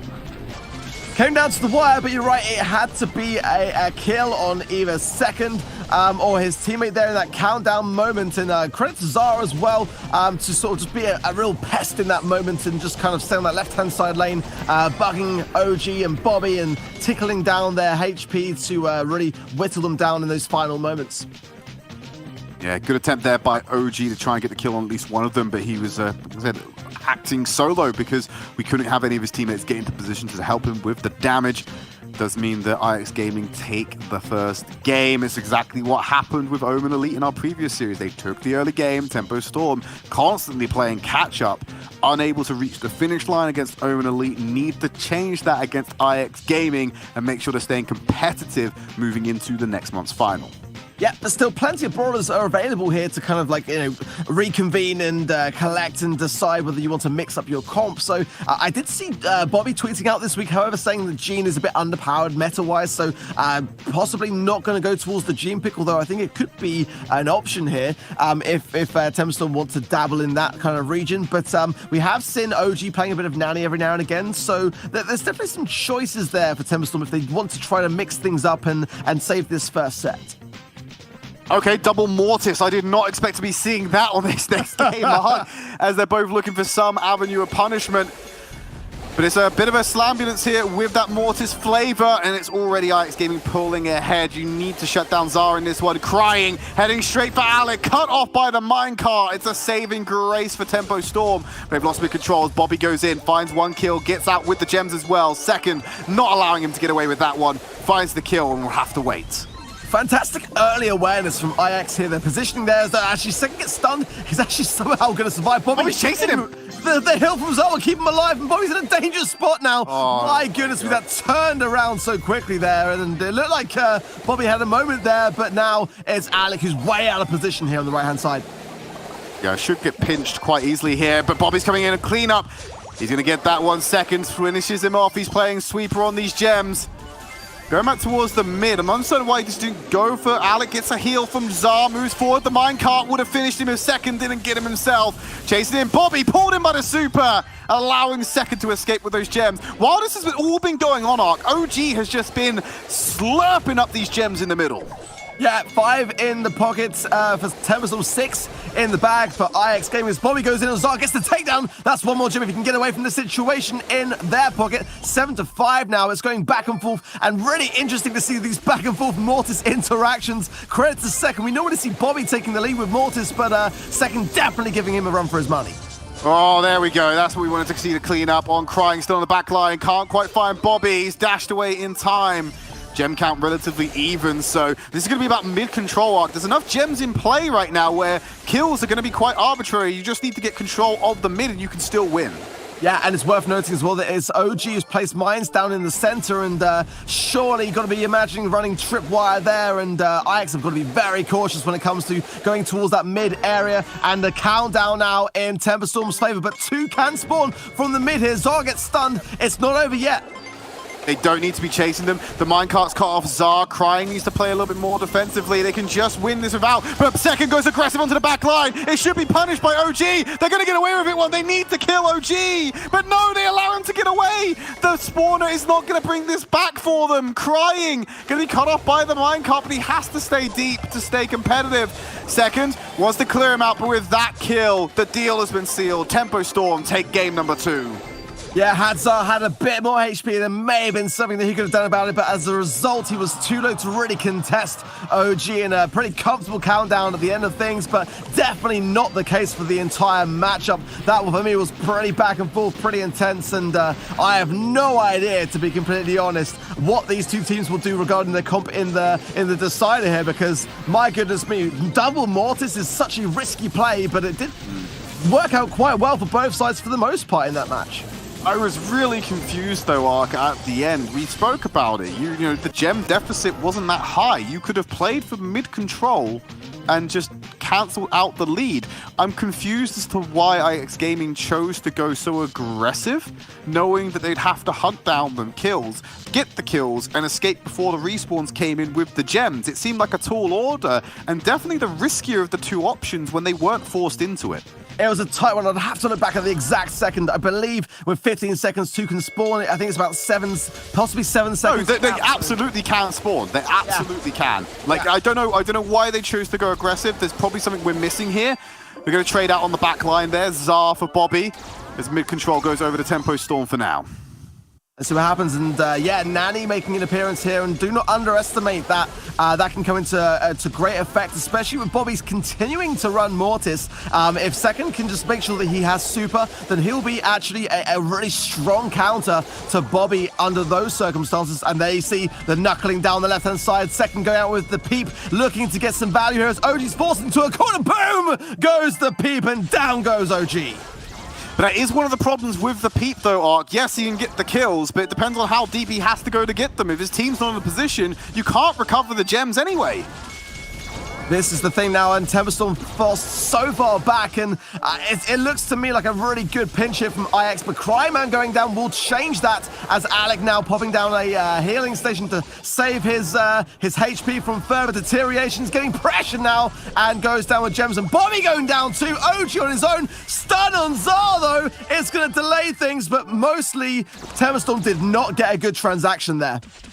Here we go, next Peep, where's it going? All the way around, trying to build up that damage. They don't know which bush Second is hiding in. He actually teleports behind him. Very aggressive from Second, but not finding much value. He gets himself picked off, and it sets IX further back. Gems, even for the time being, so it's not a total loss. They will play around. They have to find this mid-control. Yeah, the first... Oh, there's the Peep there from Zar picks up straight off the result of that transaction there. Bobby got the sore end of it, and Zar, as a result, will get the countdown in favor of IX, and that is why you can't underestimate the power of Peep. Kills, kills, kills. 3v1. Can you kill Zar in time? You've got one more dash. He does it just in time, but he won't escape with the gems. OG going out 6, 100 HP, gets taken down by the minecart. Alec as well. Second is on absolute fire right now, and Bobby is left alone to do this. He's taken down as well. IX Gaming will take surely this first set of gem grab. My goodness me. That was incredibly back and forth. Tempo Storm nearly had that one in the bag, but IX Gaming pull it back at the end. The Nani pick finding great value because Second just able to demolish members of Tempo Storm. He didn't need to reclaim the gems himself. His team, they didn't either because of how defensive they were playing. They were able to soak up the gems passively, make Tempo Storm aggress them. So if the kills do come in, that gap between Peep, Nani, and the rest of his team is insignificant because they're attacking people entering their territory. It was so good by Alex. I love the TP at the end as well to get behind him and pick up a kill. Didn't find value, but it forced a retreat from Tempo Storm and gave him a lot of pressure in the mid.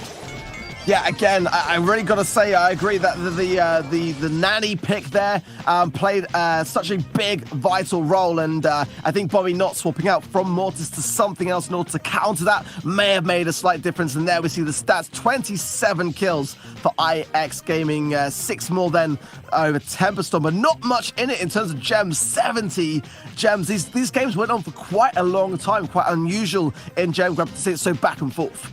Right, let's take a look at the maps and see where we're going to next. We're heading over to penalty kick, brawl ball next, and I'm already seeing that we're into the game, so we're going to move this one along quite fast, Ark. Let's see, Second, he's going to bring out on the car. We've got the Sprout and the Spike on the side of IX Gaming.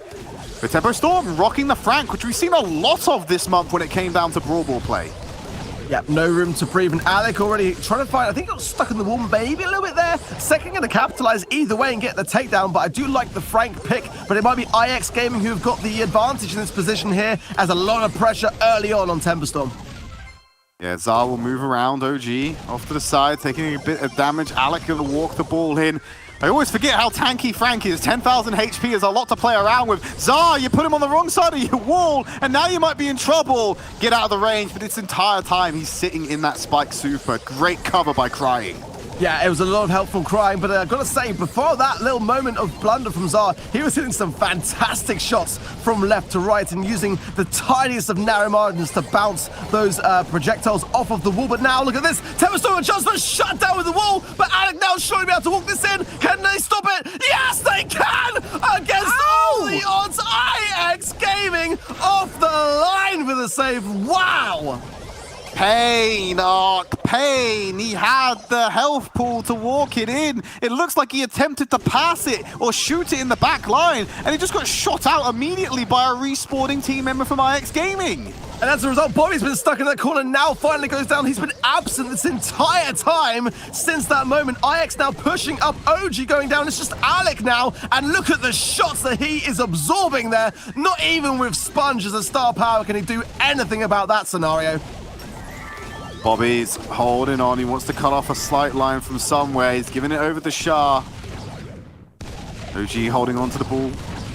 Will buy for time right now. 30 seconds remaining. No goals scored. Second's going to go down. OG saw the opportunity, went for it. Pirouette was going to be finding them and getting that kill. Bobby has ball. They're behind Zar. Pass it to Alec. He's going to shoot it on goal. Try and walk it in. Don't pass it. Oh my god, the super was huge by Zar. What an amazing shutdown, and that was by far the best chance that Tempestorm had all game past the second. A great spot now for IX Gaming. They're just going to position the ball here, wait for the countdown. Look at that wall. That did not pay off well, I feel, for Tempestorm, and Alec now bringing the ball dangerously close to the goal in the final seconds. What's going to happen here? Overtime, Alex trying to build the super. Second's got control of it. He's got the stun online. Pass in the middle. Stun over Poo. Pass caught by OG. Thankfully, Alec cannot find the kill, but this is incredibly low second who goes on a full retreat.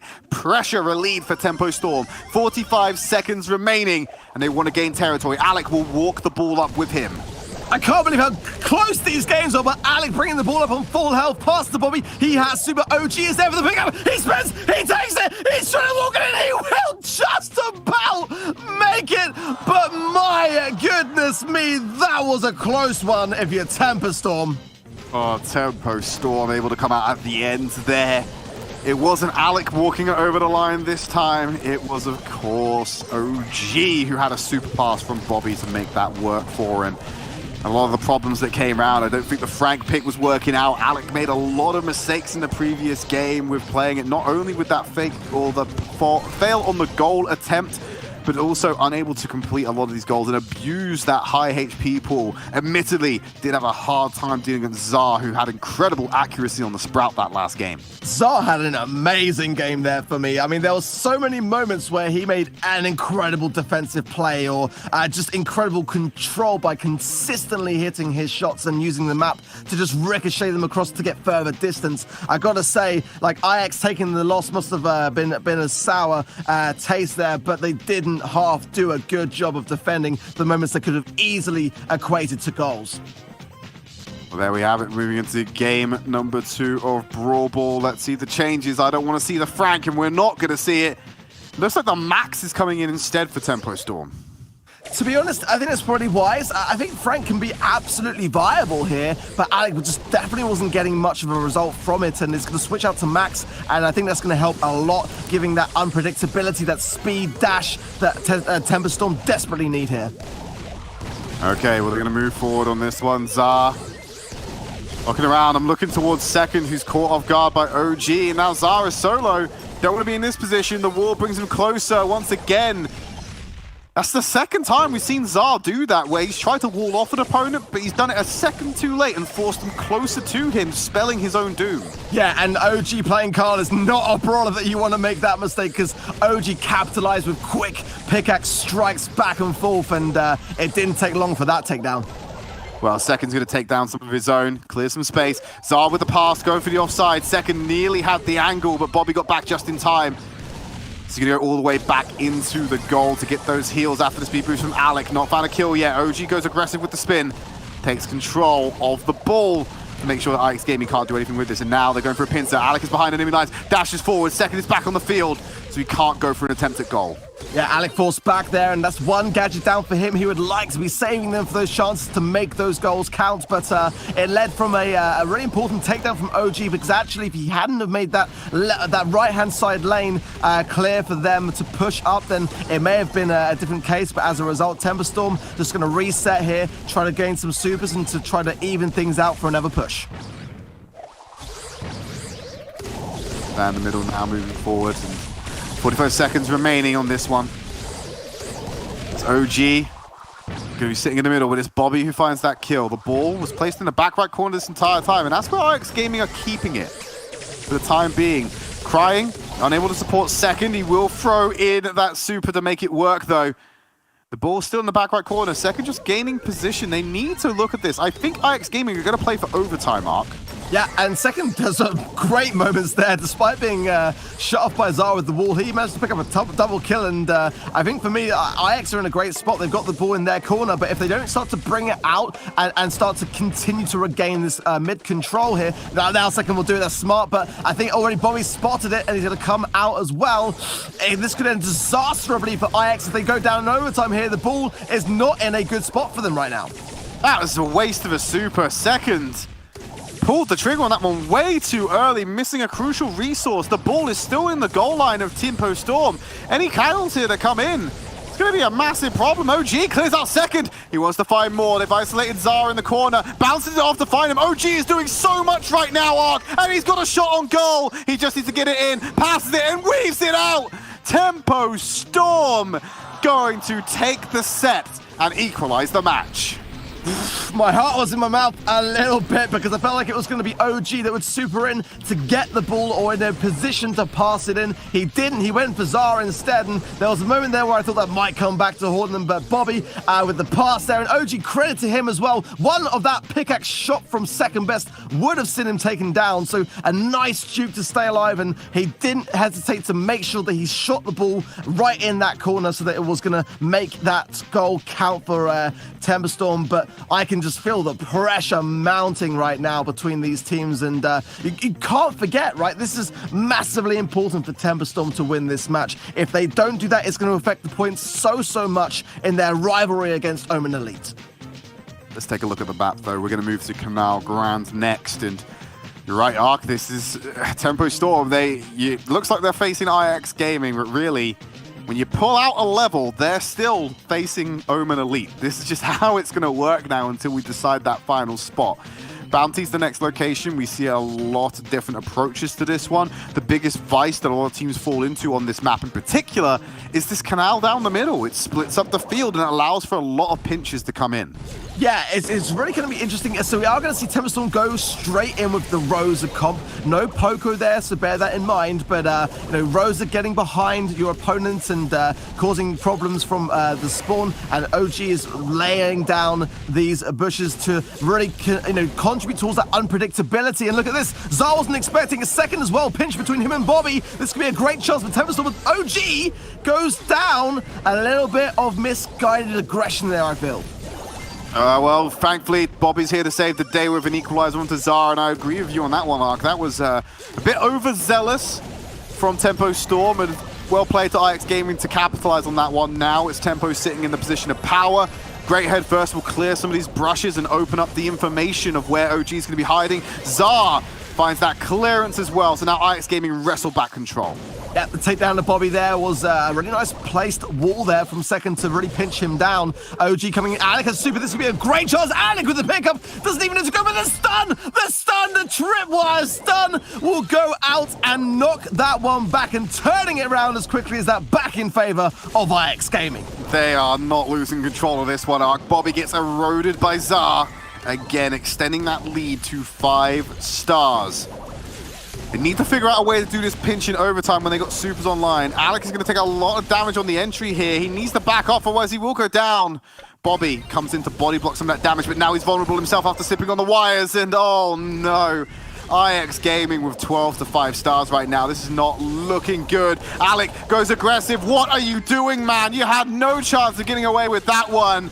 IX Gaming are completely in control of this. I've got to hand to IX here. They are placing Tempo Storm in positions where they are forced to tank shots for their own teammates and then forcing them as a result of that into a even more perilous position themselves. And look at the scoreboard. Not the start that Tempo Storm need right now on a set equal 1-1. This is going to put out IX in front now and potentially one game away from taking it 2 sets to 1.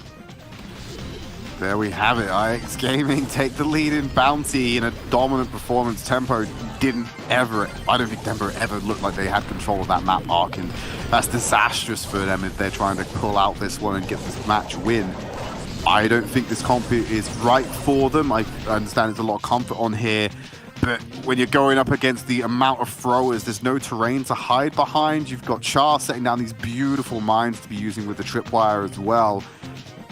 You can't get away with this one. I think they need to change up their comp running into the next game. Yeah, I couldn't agree more, actually. I think that for me, Temper Storm's kind of like slambulance idea without the heal, of course, not really working out. It's just a truck. It's not a slambulance. It's just a truck. Like... Yeah, I would agree with that. I would absolutely agree with that. And now the question is, going with something more control or long range, maybe Mortis might even come out if Bobby feels like it's a time to do so. I'm not sure considering the score, but it is a possibility considering that IX are playing Tick. But we'll have to see. But a change definitely needed for Temper Storm. Okay, they have made the change now. They're going over Tick and Sprout themselves, but they also have the Jackie instead of the bow. Yeah, that's smart for me. I mean, Tick countering with another Tick is never a bad thing, but yeah, Jackie still is a very aggressive brawler, and IX seemed to capitalize on that fact in the previous game. But Zar now in a perilous spot here. Bobby couldn't connect and is forced to retreat though. If Alec gets control of the mid right now, he could potentially go for some kind of pinch. He's running straight at Crying. There's no support there until Zar moves into position. But they have given up mid control because of Alec's aggression. He's creating so much space for this team to operate in right now. Great jukes from Alec, though, staying alive and now in still a really good spot to go for Cryman, but Zara is well aware of that and waiting, and now Cryman has super, so Alec forced to retreat. But again, I feel like the aggressive comp is a bit of a risk if your Temper Storm, as IX seem to be thriving, and down goes Alec, and that is going to bring the stars back into IX's favor 4-1. I feel like he was putting his hand in some seriously hot water, Arc. Yeah, it's fine to do for a couple of seconds, but if you leave it there for too long, you're going to get burnt, and that's exactly what happened to Alec. He played around with Crying so much trying to look for that kill, and eventually just got punished, and IX Gaming expand their lead further. This is just looking reminiscent of game number 1. It's looking a little bit like that way as OG goes down as well. 12-1 is a mighty lead if you're IX Gaming, and surely now looking to end this one on a high. I think OG is going to struggle there again at second, not showing any signs of slowing down. Popping gadget, down goes OG. My goodness me, it's an onslaught from IX right now, Tread. IX Gaming are the kings of kiting right now, Arc. They are keeping tempo perpetually at arm's length. And when you're relying so much on the Jackie to find value for you, it's disastrous. Great reclamation there by OG to take out second and close the gap. They still need to find 7 stars, but that's not as many on the board. Tempo Storm take the second game, and they will move to match point. IX Gaming now, all eyes on this one, because this is going to make a massive difference in terms of how the NA region will play out here. We already saw today Only having a fantastic day of things, picking up maximum points. So the outcome of this actually plays a massive part in what happens next. They can look at some replays from that previous round as well. It's an IX Gaming highlight reel, quite frankly. As we're looking towards map number 4, let's pull it up and have a look at some stats first, actually. Look at that damage difference, Arc. Nearly 3 times the amount of damage that Tempo are able to deal. That is a mighty scoreboard. 4 times the kills, twice as many stars. I mean, that was a pretty one-sided affair for me, and we'll have to see going into Heist whether that might favor more and cater into Temper Storm's playstyle. Tornado Ring is the map. All right, Nanny, BB, and go ahead and throw in a Carl. On the other side, we have Spike, Barley, and B for Alec. Now, we saw what Seconds did with this Nani on Minecart Madness, and we're hoping for a similar performance this time around. Think about what the Peep can do to a safe, which is entirely free damage to throw in, or potentially teleport behind enemy lines with the gadget. It's such a versatile pick as long as you don't get overrun by this team. Yeah, gotta say though, I do like the B pick, but down goes Alec there, and that might make a big difference. Zar goes down there as well. Cryman knocking Bobby to the side. That's gonna pop gadget to stay alive in the mid here, but Comes the Peep. yeah, here comes Peep, watch out. He's gonna do the teleport. He's gonna teleport. Safe. Yeah. Oh no, TP'd! Yeah. Oh, okay, so that's always got to be the gamble, and that's going to be a bit of a problem for Tempo Storm. They have to figure out whether the Nanny is going to go for the explosion or the teleport, and that decides what they do, because they can't punish it if they think that he's going to teleport behind them. If they teleport, someone has to answer, but if he's just going to bomb, they have to go aggressive. It's such a conundrum that Tempo Storm will have to figure out every time he slaps the super on. Yeah, I think it's a really smart choice here, and it might be well decided. But look at this, Temper Storm going in here. OG couldn't quite get close enough. He wants to pop his gadget. I know the damage that he's thinking of dealing here, and he just wants to win side. His teammates down for support. This is great from Temper Storm as the damage will start to rain in here, surely. Alec getting shots on Cryman as well, and then replacing those amplified shots onto Zar is a disastrous thing for Ajax to have to deal with on defense right now. Okay, peep number 2 for second. He needs to find something big here. You can see Tempo Storm going back. He's going to go for the teleport as well. Damage comes back, finds cover, gets it down. Still 20% between them and IX Gaming, but he keeps keeping that gap competitive. So it's on IX Gaming to move forward, but the safe is being damaged regardless. They haven't cleared out Bobby. Yeah, Bobby is raining down shots, still ticking away, and it's surely Temper Storm now, I think. A bit of a slip from IX. They've missed this. Bobby on his own here. It's going to be close, but Bobby continuously just raining shots down and giving Temper Storm a little bit of hope still to go. We might be going the whole hog here as Temper Storm 1 win of Heist away from taking it to the 5th and final set. Okay, so every time the Nani went in, you got about 20 to 30% worth of damage, but you had that slow burn from Tempo. They were constantly able to get OG and get Bobby in position with the Barley, with the Spike, and burn through the safe so much faster. Alec is able to assassinate Nani on this B because the damage, Nani does not have the HP to be messing this around with. Yeah, not at all. And I think that for me, Nani's a bit of a risk here. I think that B is a far more staple diet brawler. Max is actually going to come up from Alec, and I think that's also a good brawler pick here. Max could have been actually on IX's minds here, and I think looking back at this, they might have considered playing it a bit more. I do like what I'm seeing from Temperstorm right now. Okay, second. Okay, he's dealing damage to OG, who's dancing around, trying to dodge away from this one. Super online, you know what that means. Gonna back all the way off and look for an opportunity to pop the super. Alec gets caught off as well. They have the man advantage. They're gonna clear out OG. Oh, they don't get the kill. But wait, they've locked down Bobby. This is huge for IX Gaming, and it gives Shah the position to be able to go ahead and drop his super and whittle away at the tempo safe. Yeah, gotta say, that could have ended a lot worse for Temperstorm there, and OG staying alive for the most part, but got shredded down by Cryman surprisingly quickly, I've got to say, as second gadgeting in here for support. Oh, I love it. I love what Alec did there. He's using the gadget to try and catch the Peeps' travel path to shut down this teleport that comes in deep. But he forced second into a wall there. They didn't want to blow up the cover, so he ended up gadgeting away. This is so smart from Alec because he knows he can tank the damage with his gadget shield. Yeah, Alec playing fantastically well today, and yeah, a great attribute to Max's gadget is that during that dash you are invincible, you can tank anything, and forcing then IX's hand, a really smart play from him as the approach from Temperstorm here. Going out again. Alex, see, that's what I'm talking about. He catches it. He is shutting down this Nani and Peep. Every time, he just needs to get a beeline on where the Peep is and he can win it out. And now look what Bobby's able to do with the BB. The bubblegum on the back line, bouncing off the board, gives Tempo Storm the lead. This looks like we're going to a map 5. Alex looking there got quite a bit of damage in the result. He was doing a smart play there, healing up in that one tile here. But now look at this, Cryman going in. Bobby going to go in as well and can't get the takedown on the second. He's going to teleport. Bobby now, look at this. How much damage will he get here? He's going to line up 1, Too much damage. 3. Is it more? There it is. Temperstorm keeping it alive! Oh, Tempo Storm forcing us to match number 5. Alec providing the perfect solution to shut down second Nani. He didn't get a single opportunity to teleport to the safe because both BB and Alec were there to catch and force his hand.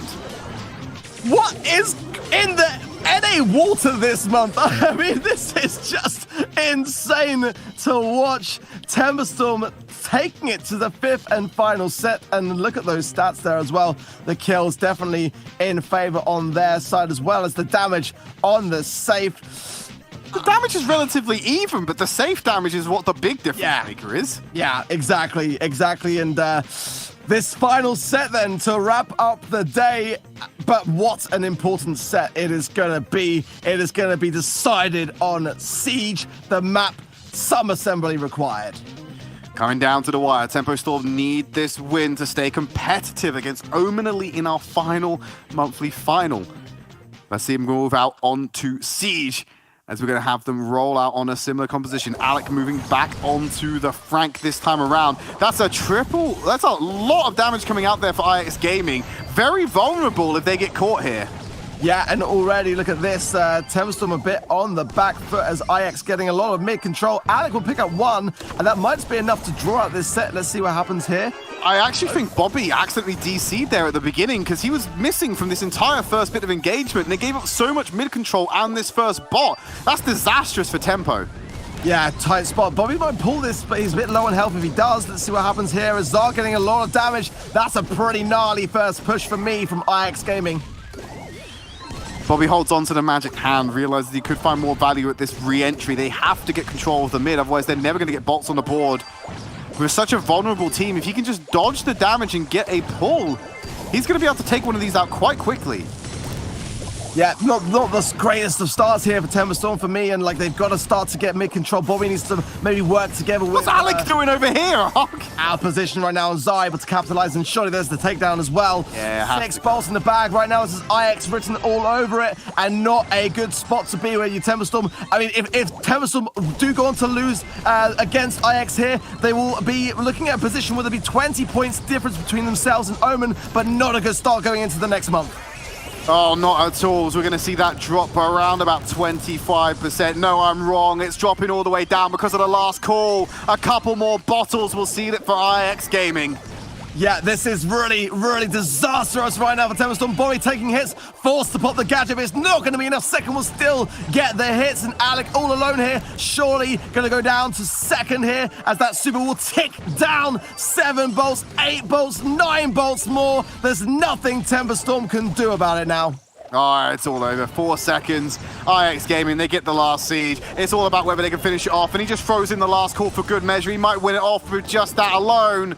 IX Gaming don't even need that final siege bot. They're going to call it quits and take game number 1. One more game gives them the victory today. I mean, if you're Temmuz right now, you've got to be thinking throwers. Surely we've seen the might of Barley coming back into the meta, the power of his new gadgets. The tonic healing goes such a long, long way. And I've got to say, without a thrower on your team, you are really going to struggle in this one. Definitely a rethink in terms of their brawler lineup for me to stand any chance of taking this 2 more games in, which is what Temmuz are going to have to do to win it. Lots of vulnerable brawlers on the field. Yeah. A man with a penchant for playing Mortis. Will it come out this game? Is that the gamble they're prepared to take with this match point on the line? I do not think that would be wise. I mean, if you're IX, you might do it as a troll, but I think for me, Frank has not dwelled well at all for Temmuz. They got to remove that brawler and think it through with a thrower, probably Barley. Okay, so an early start there for Temmuz. Alec in the bank about better. OG going with the Barley pick for me is definitely wise here. Zar with an early gadget use of healing tonic there. Bobby gonna bank maybe before going down? No! Oh, bank will no, stay and second will pick it up. Right, there we go. Level 2 siege bot coming in for IX Gaming. So early lead once again. They're matching him on the throwers arc. They got the max on the Alec. He's taken out. He's not fast enough, apparently. Bobby has the magic hand online. He's looking for a position to pull the siege bot away and buy some more time. In fact, no, he sits on it because he's already too late. 83% are going to lose a little bit more HP as the last call comes in, bringing it down to 72. Much better defense so far by Tempo Storm, but they've got a long way to go. A long way to go. Alex picking up bolts, but I really feel like Bobby needs to start working together with his teammates on these pulls. We haven't really seen any effectiveness from the June. There's a pull! There we go! And the bolt is saved. A great moment for Tempo Storm to get back in this mix. Keeping the bolt count competitive as well as they take control of more and more of the mid game, but losing Alec there is horrible for them. Thankfully, the RNG is in their favor as OG will bank it, forcing them to have that level 6 siege bot. They need to find value here because IX Gaming have that lead with what could be the final siege. Yeah, they've got to start to really get some damage going down the IX. But look at this, a great slowdown super. It didn't even connect. Wow. What a defense there from IX Gaming. Thankfully, OG had the long-range damage to be able to find some value. It's coming down to the last siege. They have to win this Bolt contest, otherwise it's game over for all of them. What a great ball from Bobby, but Alex so weak that Bolt was just not able to be banked by him as a result. And look at this. They've got to get every single Bolt here, and they are doing it, but not really. Look at this, 10 seconds left. 9 to IX, 7 to Temperstorm. Wait, Alec can go with Sweeper. They might have done enough. This is it. They can bank these bolts. They're going to have that last siege. Oh my goodness, big boy went They get it. They get it. It was banked just in time. And look at this. Can IX do much about it? Oh, Bobby killed Zar. Shut down, Trid. Oh, here we go. Tempo Storm. They have to make the connection. They've shut down the body. The respawns are coming in. They'll have some damage to deal with it, but it is there. Tempo Storm with match point on the line. They do not blink, and they will take us to that third and final game. What is happening today, Trent? Finally! You wanted some value from the gene pools. That was a game of value for Bobby and the Magic Hands. Can you imagine now being IX Gaming? It's deja vu happening all over again, but not with Omen Elite, this time with Temperstorm. Are they going to come last this week based on what came down to the very final game of the very final set twice over? I don't know, it feels... honestly, if you're IX Gaming, you feel like you're third wheeling your best friend's date right now, because you're an accessory to the story that is Omen Elite versus Tempo Storm, and you're losing to both of them in 5-map series that go down to the wire. It's absolutely crushing right now. They have to come out with a win here, otherwise this is gonna hit them hard. So much is at stake, and I just can't believe the way that this is wrapping up in the North American region right now. This is just absolutely crazy. But taking it back down here, what are the choices? Are you going to change brawlers? Are you going to stick? What are you thinking right now? Well, they're thinking that they're going to stay with the exact same thing, and they're going to play it out once more. Tempo Storm, IX Gaming, for what should be the last time today. My goodness me, so we're going to come down this early start. Alec gets the bolt there as well. Bobby goes down to second, which will draw it out. OG on the left-hand side, they're going to bank surely this one. So maybe the start will be in Temperstorm's favor.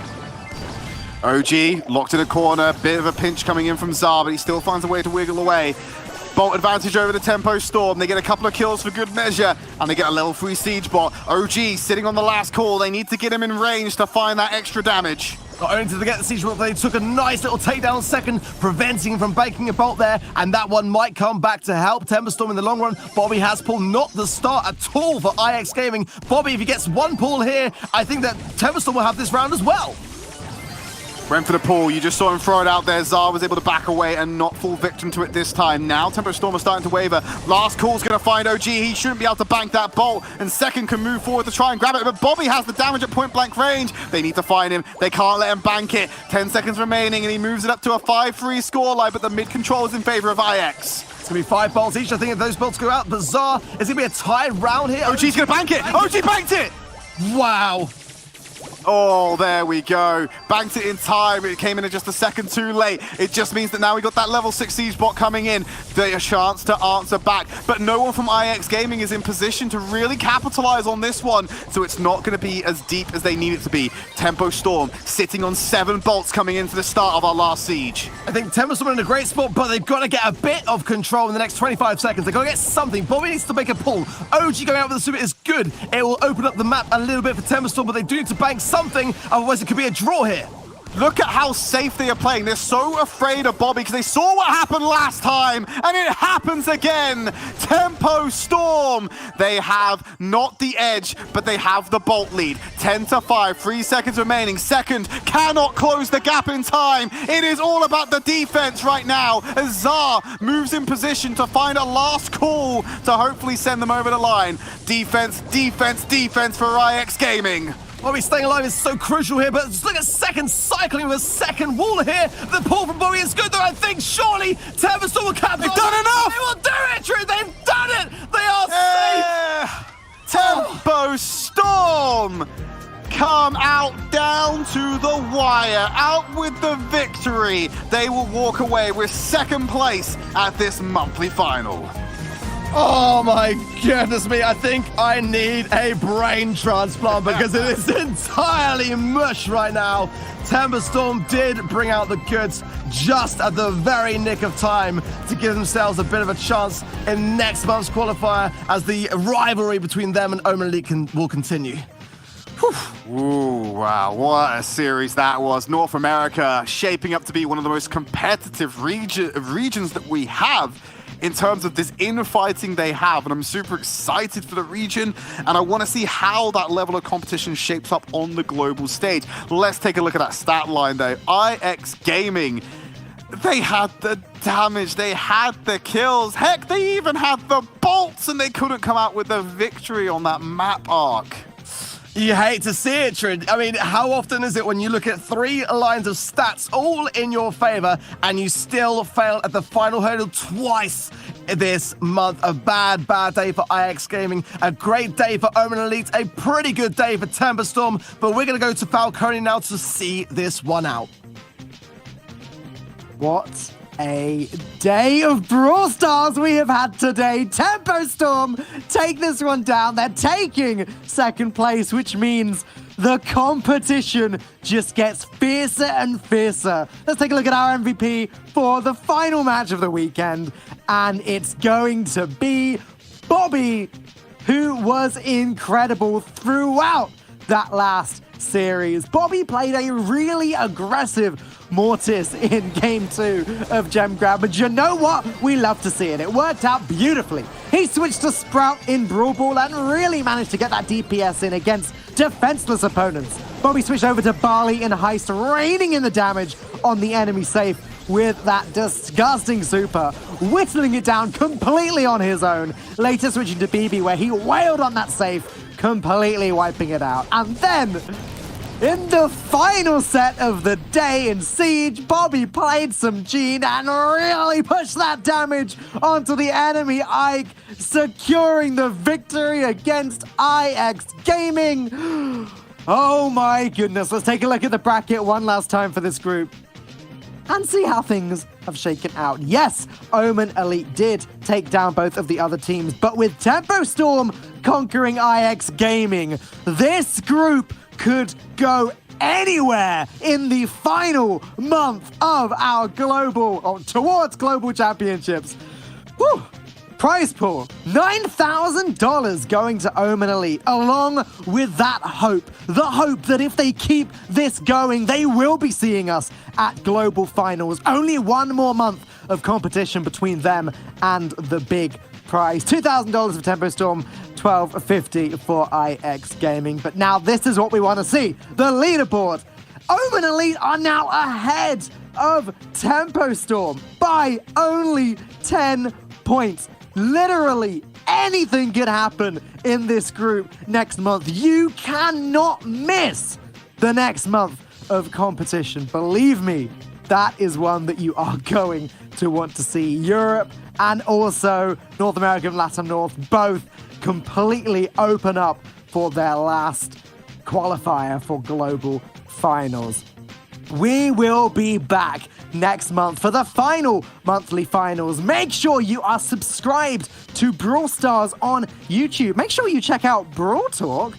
I think that's happening tomorrow. There's a timer up and ready to go. I cannot wait to see what's coming to Brawl Stars next month. But finally, from the whole production team, from Ark, from Trid, from Woody, and from myself, we hope you've enjoyed the show, and we cannot wait to see you again next month.